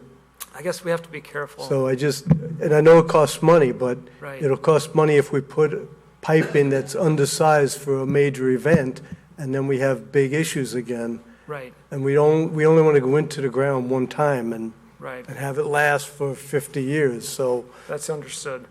And Mike, sorry. This area also has some natural infiltration with the ground underneath it. And I believe also all around the river here has a stone gravel base, so it doesn't necessarily need to have as big of a pipe because it infiltrates naturally through the ground. So that was also taken into consideration. We did look at those sizes, but then when they ran the numbers, it wasn't consistent with what we see out there. So we know that there's some play in what actually goes in through the ground as well. But you understand my point? Yes. Thank you. I think one of the things we have to remember too is if we're doing something like this in the middle of a system, it's very hard to say, okay, well, let's oversize it and go twice what we think it's ever going to be in the middle of the system, because if we do that, then there's no place for it to go. So, I mean, we always have to take that into account as we're doing these, that we have to think about where what we're allowing into them goes to, because or else it just basically sends it into a funnel and there's no place for it to go. Well, And I know that that's the goal, is to try to overbuild the system or build a system to handle something into the future, but we also have to think of the rest of the system. well, that's what we're tasking them with. Yeah. So, Yeah, there's a lot of give and takes in the whole process. Alan, your point is good. Mike, your point is good. I mean, Repetitive? You know, the natural infiltration, it's not as simple as saying, let's just build everything at this year, 100 year, 50 year, 25 year. Every situation is a little different, depending on the conditions that exist. As Andrea just said, in the Near East Side here, we have tons of anchor and gravel. I mean, this part of town, we have trouble sometimes locating water main breaks that are gushing because they're not even coming to the surface. So, I mean, it's every situation is a little bit different. We did go through a whole analysis of different pipe sizes, and we all sat in a room, and intuitively, again, for someone like Scott Haynes and some of the streets guys who have been here forever, I mean, installing a 48-inch pipe down that street, we all just kind of said, that makes no intuitive sense. And that might be what the model says, but we've never even seen flows like that. So it takes some of that too. It's not just necessarily black and white, follow the models. You got to introduce that engineering sense into it too, to make sure whatever makes sense. So. I get that. Yep. Yeah, I do get that, but you understand what I'm saying also. And I'm going to keep hammering at that because it's the truth. And people suffer throughout our city with every time there's a heavy rain. I think I'm saying the same thing you're saying, because you could argue the other side to say, let's just generically do 10-year storm, always a 10-year storm. Let's just do a 10-year storm. And I'm saying the exact same thing to you, that we're not just generically following a black and white formula. Right. Thank you. Yeah. Thank you, Tim. Any other questions? Mike, would you like to make a motion? Sure. On resolution 18-01-R? So moved. Second. Motion by O'Brien, second by Ewer. All those in favor? Aye. Opposed? Motion carries. Let's talk about that too, huh? Definitely want to talk about that. Okay. Item 22, Resolution 18-07-R, purchase of a Zoll cardiac monitor not to exceed $26,000. Alderman Wolf. Thank you. This is for a replacement cardiac monitor. And for some reason, it seems like we just did this. And You did. in last year's Deja vu? budget, too. You did, and it's the second one of the two. Okay. This one falls into 2018 budget year. It's the exact same memo that you saw a month ago in December, and it's the exact same price, so. Shouldn't be. Anybody have any questions? Should be the easiest one of the night, I think. How does it work? Can you explain that to me? I've been hooked up to it. It works great. Thankfully, not for a long time. Yes. Any questions? Anybody care to make a motion? So moved. Second. Motion by Ganzit, second by Salvati. All those in favor? Aye. Opposed? Okay, that one carries. Okay, item 23, discussion on the Tomley building disposition. Alderman Stark. Okay, Laura's gonna, oh, I would pass it Chris is to gonna- Chris. I don't want to touch it. I read through Good. I read through the memo and went through today when I was looking at it going, how many different directions have we given staff on this one particular piece of property? So no wonder you have a few questions. Well, I can summarize what's happened to date. Going back to last fall, we were at the point of extending the Fawn Gifts lease for their incubator time at the 2 East Wilson Tomley building, and there was discussion about what's our long-range plan with the building. And during that time, the staff evaluated, and we said, well, we can do any number of things. There's reasons to, dispose of it, surplus property, take the money, put it in the private sector, put it back on the tax rolls, takes the burden of the city being a landlord off of the responsible parties, which is mainly through public works and to some extent economic development. But the thought was, well, that's one option.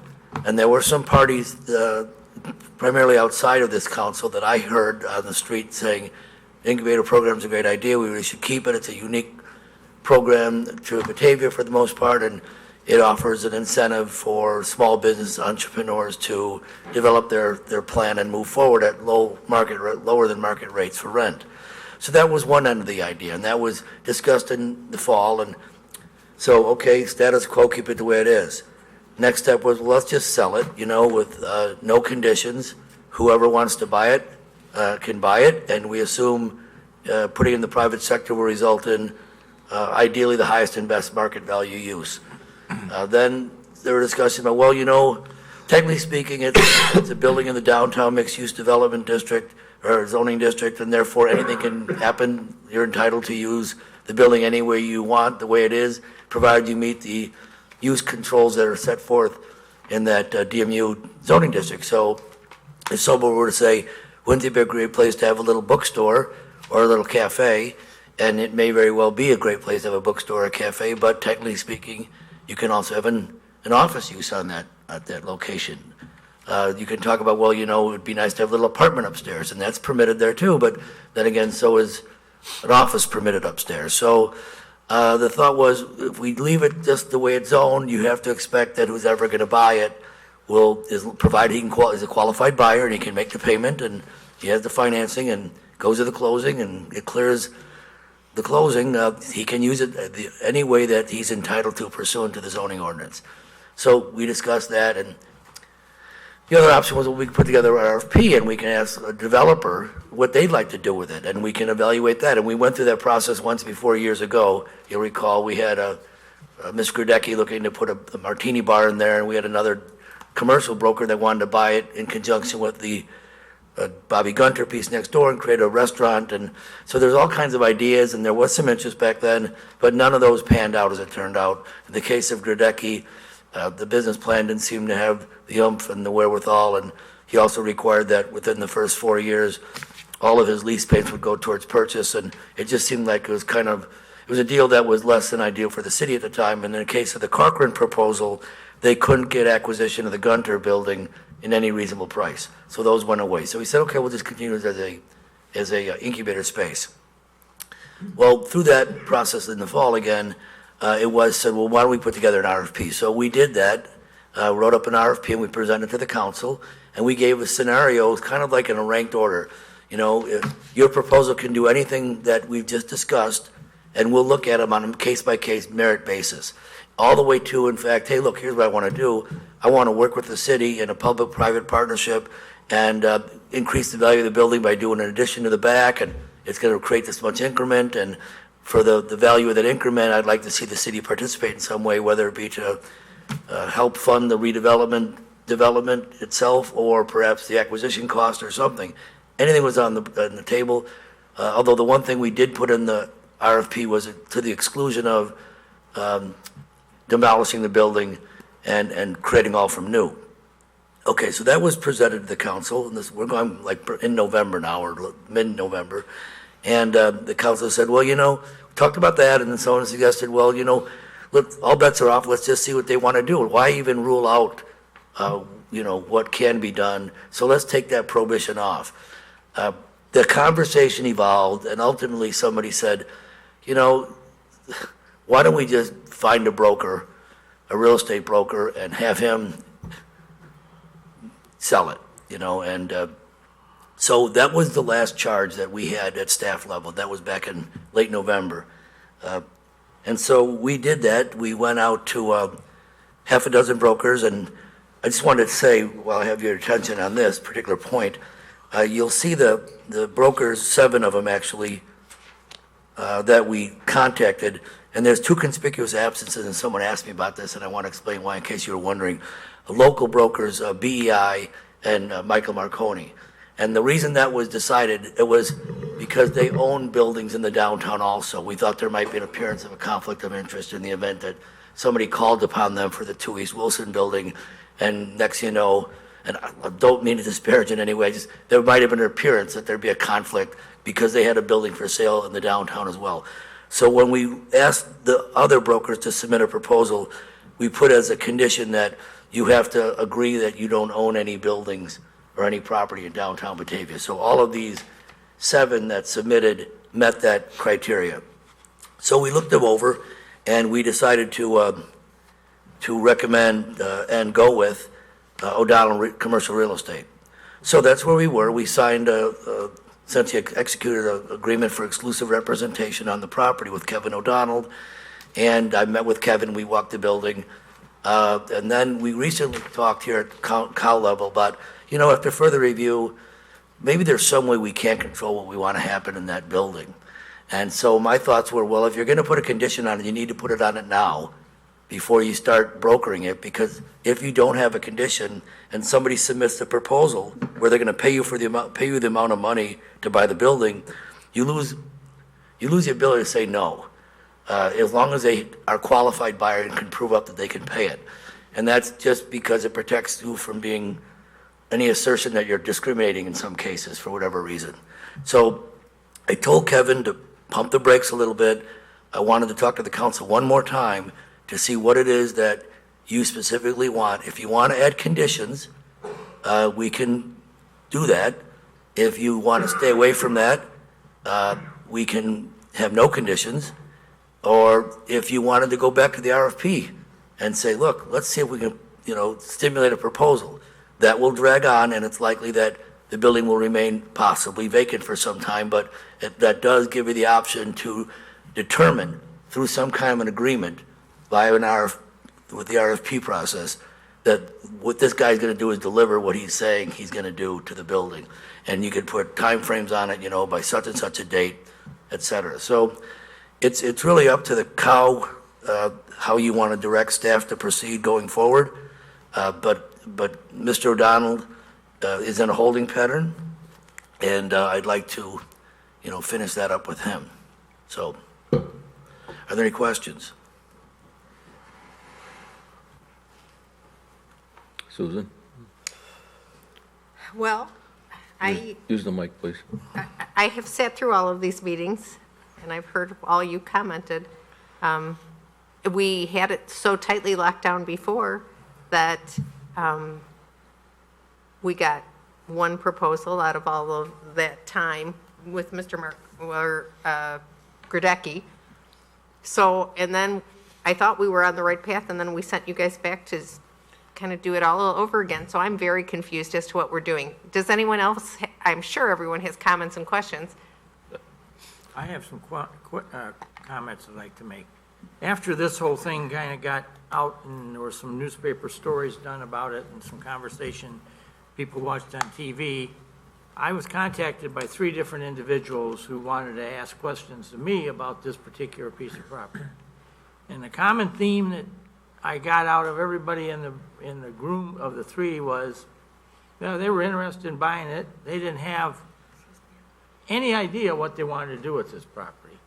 They think at $160,000, it's a great bargain with that river frontage. And so their idea, I guess, is that they just buy it and put a for sale sign on it and see if somebody would come along and buy it and pay them a lot more money than they had just paid the city for it. But most interestingly, the common thread I heard from the conversations that I had was, well, when I buy this or when I buy it and sell it to somebody else, can you give me any kind of idea what kind of quote-unquote strong incentive the city of Batavia is going to be willing to give me to redevelop this property? In other words, we're going to sell it to somebody for $160,000 and they're going to ask us for $200,000 or $300,000 to do something creative with it. So I'm just sitting here kind of spinning my thumbs as to what it really is we're trying to do here, because I would just have no problems at all selling this thing if we found somebody that could come in here and say, well, here's my plan for building a restaurant off the back of it or doing some other thing or changing it into this or that, and, you know, would commit to go ahead and do that. That would be wonderful. But I just think what we're doing is selling ourselves a speculation game here. And it's a speculation game that's, at the end of the day, somebody's going to be back in here wanting us to give them an incentive of some significant amount of money, probably a lot more than they're paying us now, to do something with this property. So I guess I'm wondering, why do we want to give up control over this when this seems to be the destiny it's following toward? The other thing that troubles me is that we have this parking area that's immediately to the south of it. It's along the west side of River Street, right behind the First Midwest Bank and that area. And you go in there, and that parking lot, I guess I would describe it as kind of a no man's land. There's apparently about 4 or 5 different ownerships. We've traded some things, and I guess we, the city, control some of the river frontage. Then there's somebody else that controls part of the parking lots. And then there's somebody else that's telling me that they don't, when cars come in there, they're all supposed to come in off of River Street and go down and go through the drive-through window or whatever, but some people don't want us to put a do not enter sign there because traffic comes and goes, and it's kind of an every man for himself type of parking attitude back there. But most interestingly, I think we are on maybe year 7 or 8. We have one of the largest potholes in the city on the curve at the bottom of the hill there. And despite my continuing asking, is somebody finally going to step forward and fix that pothole, including, I guess, the city? We can't get that pothole fixed, and we're on about year 7 now. So I guess it's, this is where we air the dirty laundry here, that we really got something here that is kind of a no man's land down there, and nobody seems to know what they want to do with it. But then other people come in here and say, well, geez, I want to buy it for $160,000 because I think it's just a dynamite site with great river access and river views and right next to this brand new bridge. And there's all this neat stuff here, and I'm really going to make a killing by doing this. But yet they can't tell me what the killing's going to be or the big deal's going to be. But in the same token, we get all this conversation about it. So I guess I'm thinking, my opinion is the city ought to just sit on this thing until the right deal comes along and we find somebody that really wants to talk turkey and do a deal there. And then we can have I'm sure we'll have to have the conversation about what the incentive's going to be, because that one there's nobody I've talked to that doesn't raise that idea. So that's just my 2 cents in it, and I just think that it's, we sell it, let somebody else take their hands on it, and this thing is just going to go off in some, stagnant direction and sit there for a few years. Chris, I have a question about economic development, and you've been doing this a very long time. Obviously, none of us have. in Batavia, we seem to be amassing a lot of property. And so it puts us in the position of being in the real estate business in a lot of different ways. So whether we're talking about this property up and down River Street on both sides, other just random parcels, is this normal? Do communities work on controlled development? Do they get to pick and choose what people build on property? This has always been one of those questions that we regularly, it bubbles up again. Are we in the real estate development business, and should we be? Yes. I think it's not uncommon for municipalities, provided there's a plan in place, to acquire land when it becomes available, if the long-range plan is to acquire land so that you can have a purpose for it, whether it be for open space, whether it be for stormwater management, whether it be, in ideal cases, to turn over to the private developer so that they can invest in it.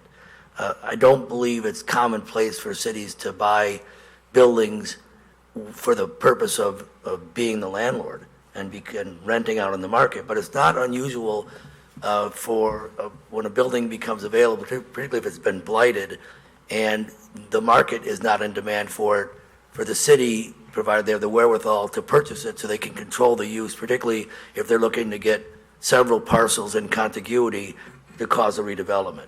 It's easier than trying to go through eminent domain when they're not available. So the answer is yes and no. I wouldn't suggest the city go out and buy a piece of property that they don't have a plan for, nor does it fit in a reasonably expected development plan to occur, in a fairly short order. But it does happen. The incubator program is not very common up and down the Fox Valley that I'm aware of. It can be run by a not-for-profit group, like an EDC, an Economic Development Corporation, a 501c3, a Main Street Chamber. Municipalities don't typically run them. But like up in St. Charles, if you know the Arcata Theater, the building next door was the old George's Sporting Goods, and it was just falling apart forever. George was getting old. You really don't know how to maintain it. The building was falling apart, but the city's thought was, if we can acquire this, it might meet the need with the Arcata with respect to additional bathroom space, dressing rooms, and other amenities that make it more marketable as a theater venue. So the city bought it. But again, that was with the plan of, how can this make our asset, the Arcata, a better place? So it wasn't haphazard by any stretch of the means. I don't know if that answers your question, but I guess the one thing I wanted to speak to what the mayor said, because I do realize that's a threat. There is always a possibility that someone, and I got to tell you about at least 3 or 4 that come to mind right now, people that I showed the building to, it was purely going to be an investment play. Yeah. They were going to buy it because they figured, hey, this town is going to eventually grow, and I'm going to own this really dynamite piece of property. But because when I press them with, what are your plans, your short-term, long-term plans, it was either they didn't really have anything right away, they certainly didn't have a tenant in play, or they had this kind of pie in the sky, well, what I eventually want to do is I want to, build an addition to the back, put it on stilts, and, create this couple apartments upstairs, all very cool, but it was really they didn't appear to have an immediate desire to do that. So getting back to how do we control it if we were to lose control via the sale, that gets tricky. It gets tricky to require someone to do something unless you do a redevelopment agreement, and that's what the mayor was speaking about. That's basically to incentivize the redevelopment agreement, and then there's obligations on the part of the owner. Hey, you got to do this in phases, and it's got to be done by such and such a date. Otherwise, you lay yourself vulnerable for someone to buy it and say, okay, cool, I got this land now for a while, and I'll just wait. So if I'm hearing you correctly, the options would be, we continue to do what we're doing now and continue to own it. That would be one option. Another option would be to sell it on the open market and not, just like get our $160,000 and walk away from it. Or a third option would be to sell the property to someone who has a plan and incentivize them via. That would be the RFP process, the last one, so that to incentivize a redevelopment of the property. But believe me, the piece in its existing mode, you have to realize, is not real market friendly in terms of being competitive. It has 700 square feet on 2 floors. It has, the only access to the second floor is through the first floor. It only has 1 bathroom on the first floor. So to have 2 different users utilize it up, second floor and the first floor, that's complicated. To have the same user or friends that are maybe 2 offices, real estate or insurance, and a lawyer upstairs that, not a lot of customer flow in and out, that is not so discouraging. But having just that one access through the one space and having just the one washroom, if you want real value out of that building, you should be looking to redevelop it with an addition. Otherwise, you're going to see limited market demand for that building. Susan? Questions? Yeah. Dave? I think we have been talking ourselves around in circles here, all with the right intention. We've been trying to do the right thing, leaving the door open for all possibilities. But I think, at least my thought process anyway, has been with us having control. We did do the RFP, like you said, and then most recently we said hire a realtor, because we wanted to hire somebody that, with a good Rolodex, as I said, that could get us somebody in here that could do something great. With the thought process, at least for me, that we would still be able to control who that was or who we sold it to for what purpose. I hadn't thought about what you just said when you started out with your comments about, you got to be careful how you do that because you could be accused of discrimination. You don't sell it to this guy, but you'll sell it to this guy. So that's where the RFP comes into play, I think. Mm-hmm. And so I agree with the mayor entirely. We don't want to just sell this thing to who knows who. We want to have control on what goes on there. So if we do anything, I think we have to do it now that I understand the discrimination possibly, or the possibility of why him and not me. I think we'd have to do the RFP if we do anything at all. And we've talked around, but it's all been with the right intention to try to get it back on the tax roll, but for the right purpose. So I think I would support trying the RFP one more time, see what happens. If that doesn't work, then we stick with the incubator. Do we leave it empty in the meantime, or does Chris try to rent it out again right now as an incubator with the notion that, they may rent it starting February 1st, but someone may come in and purchase it and. Well, we've always had, what have we had, a month-to-month lease on it, Well, right? it goes 12 months and then it goes month to month. Right. Yeah. No, it's always been a year lease on But, the incubator. Anybody If that you go does with the anything, RF it's going to take 12 months Yes, to if you do go it. with the RFP process, you're going to be buying time anyways. Right. And then they can get their ducks in a row while we're executing the agreement. I don't see that being a problem. It's going to be, to rent it to a retailer in February and March, that's not really a prime time. But on the other hand, it's a slow time. Maybe they have soft openings, get their act together.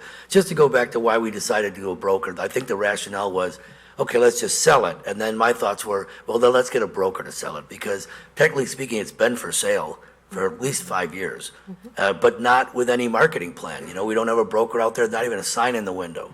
And we've been utilizing it as an incubator space, so it's not been wasted. But my point was, if you really want to sell it, the way to do it is get some guy that does it for a living, gets a little skin in the game with a commission, and he has a marketing plan. So if the direction of the council is to go back to the RFP, I've already written it, so that's easy enough, and we could put it out on the street and see what happens. And if your preference is also to make it available for an incubator space for 2018, we can do that too. I know someone that'd be very interested in an incubator space, so I could get back with that woman, and it'd be a neat idea. I know that she really wanted to get in the queue, but I had told her that we were out of that business, so. I had someone else call me just yesterday, they wanted to buy it so that she could put a very, I don't want to get too out of the box with it, but very specifically technical school where she was going to teach classes on one particular trade out of that building. And I thought, well, to be honest with you, that doesn't have a lot of sex appeal. I mean, we'd really like to see a retailer in there, but if it's something that gets a woman working from out of her house and into another space and fills a vacant space, it might be a good thing. So you could do both. You could do an RFP and turn it back into an incubator while we see what happens with the RFP. But Susan, I'm sorry, go ahead. No, that's okay. I was thinking the same thing. It's just, you know, as you said, I mean, we keep going around in a circle on this. I mean, we save the building, and then we have become landlords, and then we put it out for an RFP, and then we decline the RFP, and then we continued to use it as an incubator, and we tried to, so we just keep doing this circle routine, and only because we want to maintain control of a property, and as Chris said, not a very marketable property. So that's where to me, this is it's confusing, because I'm not sure what the best use is for that piece of property, other than it's a neat storefront. I mean, it has a nice facade. That's the best thing I can say. It's a fabulous storefront.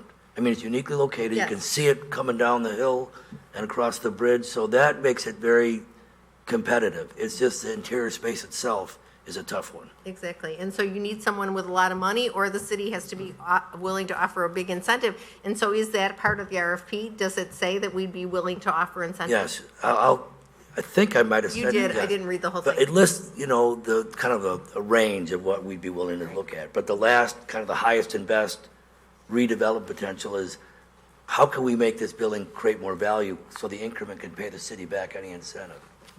Lucy, you had a question? Well, I was just going to say, it's one of the last buildings that we have control over that has riverfront access. And for me, you say, you know, we keep going around in a circle. The reason I'm willing to support that is I want to see us use the riverfront. I want the riverfront to be central in whatever happens to this building. So I think it's worth waiting, because we have not always made that a priority in downtown development. Well, we have an awful lot of unused riverfront now on River Street, too. Right, So, and that's good. yeah. Dan? Nothing's changed since the last time we went to RFP. Why are we not just going Well- to get another martini bar come back? Why are we You know, I would argue that I think the economy has gotten better. It's kind of- And I think, you know, we were out there in 2013. I actually started in, I think, just before I got here, because I think the Gradecki proposal predated me by a couple of months. And that was a rough time. There wasn't much expansion going on. Retail was really bad, especially. So I'd like to think it's better. I don't know. Dan, I would agree with you that, you know, there's still a lot of vacant spaces in downtown Batavia, so if it was that great, they wouldn't be. And I'll reiterate my remarks from the last committee when we talked about this. I don't think we should be getting rid of this property. I think 3, 4, 5 years down the road, when there are 200 apartment buildings within a block of this thing, whether it's Not buildings. apartment units, Thank you. whether they are stamped with the Shodine name or a different name on them, I think this property is worth $300,000 for 5 years from now in a strong economy. Well, and I'll shut up after this, I promise. But just to remind everyone, this building covers less than a fifth of the parcel. So there's tremendous capacity to build across the building, the land. across the property. We have to deal with some floodplain issues, but if we can resolve those, there is real potential for this to have a lot more value on our property. Thank you. Thanks, Chris. Did you need any additional direction from us, or are you all good? No, I'm just going to get the RFP finished up and set dates when we want responses, and I'll keep you posted. And that we should include being able to use it as an incubator space during that time? Anybody else have any questions or comments?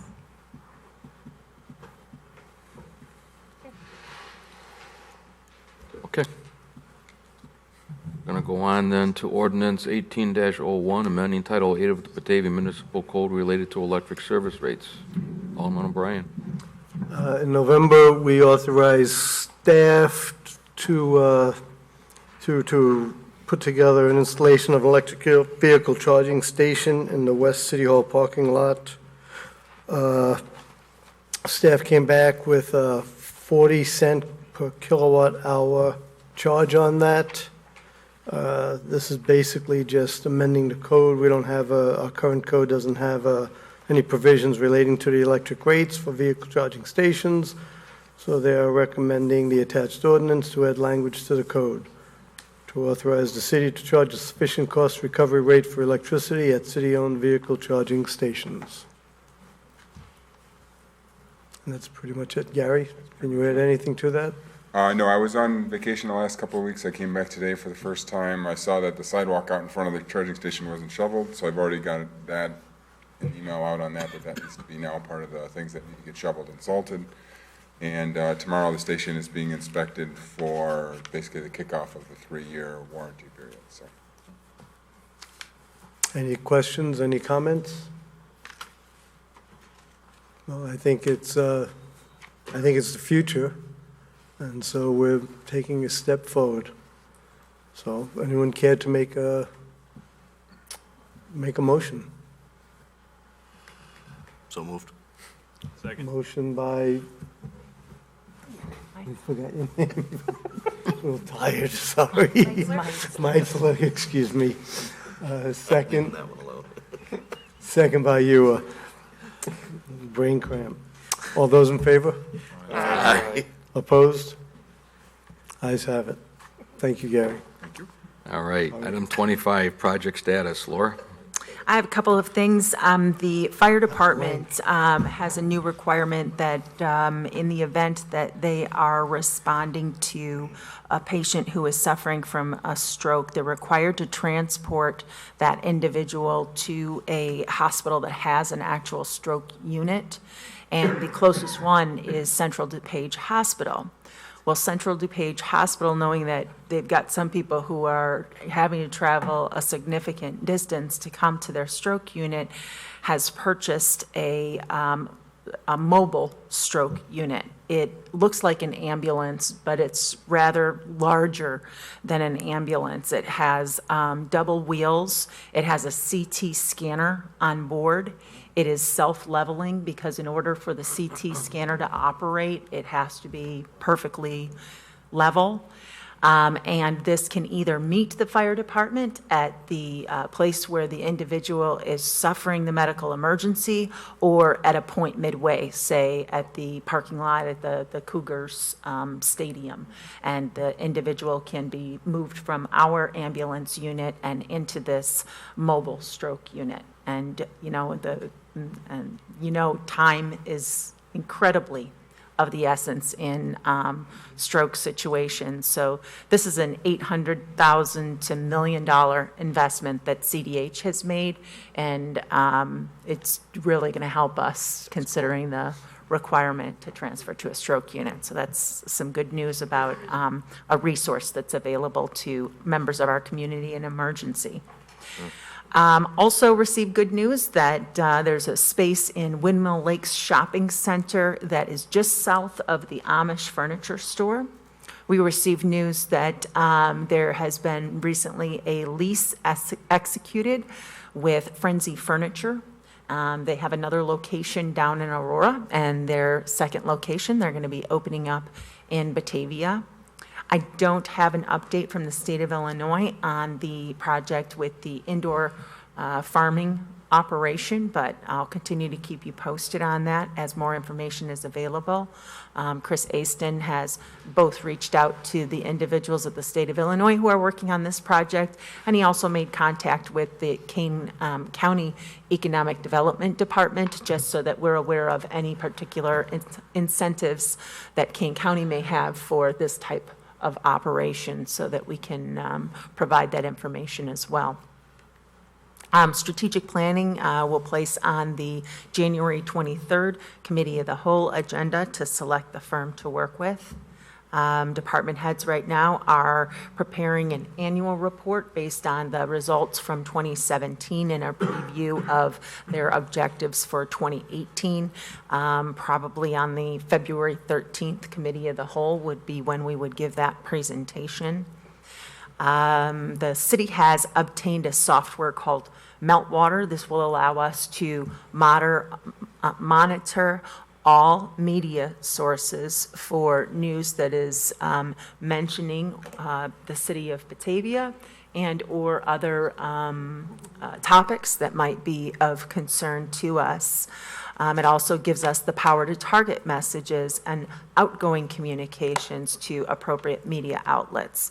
It's already given us significant help in the outreach that we did for the Post to Present event. And we were so glad to get picked up by CBS Evening News for promoting that event.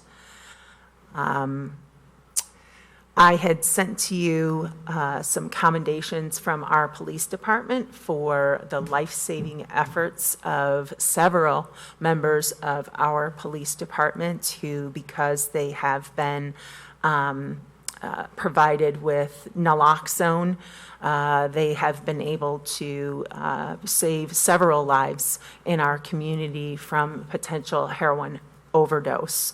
It just so happened that while we had been having a very good year in terms of a low number of experiences of heroin overdose, that in the fourth quarter, we actually had 4 incidents in which the police department and the police officers, utilizing their training and experience and being able to administer the doses of naloxone, saved 4 lives.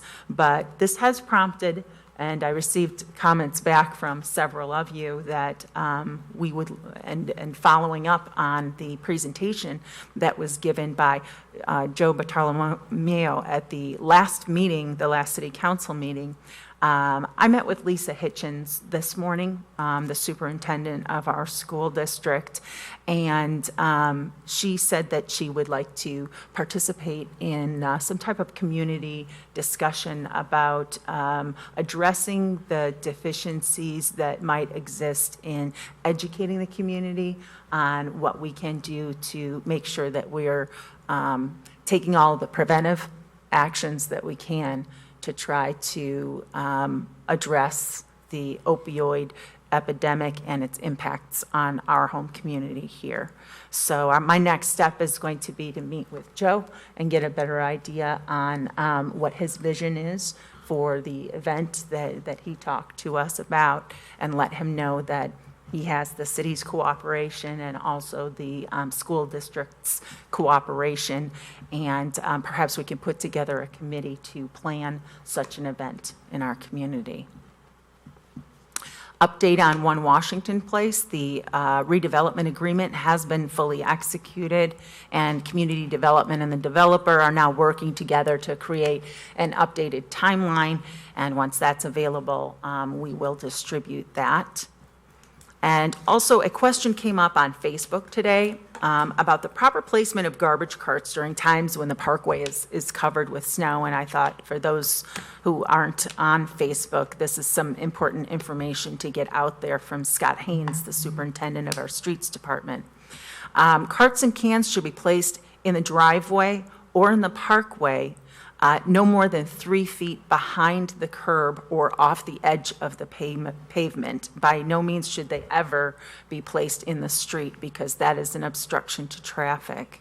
There should be at least 3 feet between your cart and any other object, such as parked cars, light poles, mailboxes, and other carts. When possible, place garbage and recycling carts on opposite sides of the driveway. And the reason for that is that the trucks are equipped with arms that can just reach out and grab that garbage can and lift it up automatically without the operator having to exit the vehicle. And finally, the cart handle should be facing the house and away from the street. Also wanted to mention that the January 16th City Council meeting will begin at 7 o'clock a.m. 7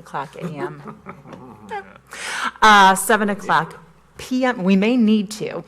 You're right, 7 o'clock p.m. Because we will be honoring the state champion Batavia Bulldogs at that meeting, and we want to have sufficient time to honor all of the members of that team and allow the voice of the Bulldogs an opportunity to say each of their names. And then also, January is a month with 5 Tuesdays, so if there are sufficient items, I think that we should go ahead and have a committee of the whole meeting on that 30th, but if there aren't, I'll send out a notice. I'll also be sending out an email to everybody if there are items that you would like us to discuss and that can be added to a committee of the whole where there might be kind of a light agenda and it's a topic that you think that something that we need to discuss. I'll send those to me, and I'll make sure that they get on a future agenda. And that's all I have, unless somebody has a question for me. I just got an add-on to what you said about the opioid epidemic that we're experiencing here. Going back about 30 years ago, I think it was in my first or second term as mayor, we were levying fines for liquor violations, and the city council at that time passed a resolution in which they directed that all monies collected from liquor fines be used in drug and alcohol abuse education efforts or activities in Batavia. So for a number of years, and hopefully we can do that again this year, we used some of this money to pay for a major portion of the post-prom party at Batavia High School. And I think that's a really good use of that money under that guise. This year, thanks to the credit of the Batavia Police Department and its investigative and patrol divisions, they have been so diligent and active on enforcement and setting up their own checks of all of our liquor licenses that we've had a number of failures. And as the liquor commissioner of this community, once they have a failure, I serve them with a notice and say, do you want to have a hearing, or would you like to just agree to pay a fine? And I get almost uniformly concurrence that everybody would just like to pay the fine and forget about it. And so we right now have a nice sum of money in which I can tell you we can pay for the prom party this year with no problem. And we have a large sum of money that I've offered to Laura to share with the superintendent of schools that we could begin a prescription drug abuse education program in the Batavia schools with it, and hopefully bring in some speakers or do some type of activity which would get the attention of these young people about the dangers of the whole prescription drug issue, which has had a very bad impact on Batavia's, or as just indicated, it's been tragic for all intent and purposes. And I would really like to dedicate some of that money to that particular purpose, and it goes right along with what your foremothers said 30 years ago we should use the money for. So we just did a compliance check on our liquor, or on our gaming machines, and lo and behold, we had one fail. So there's just been a new fine sent out yesterday with the cooperation of the city attorney and the police department, so we'll have some more money coming in. And so thanks to the Batavia Police Department, they do a lot of neat stuff in a lot of very ingenious ways to help fight crime in our community and set rights wrong, or not wrongs right. And so we've had some success there, and hopefully we can use the proceeds from it for stuff like I'm talking about. So Thanks, Mayor. thank you. Anybody else have anything? Under others? Okay. Then we're going to move on to item 27, which is the executive session for the purpose of collective bargaining and setting the price of land for sale, and I need a motion for that. So moved. Second. So moved by Metzler, second by Salvati. All in favor? Aye.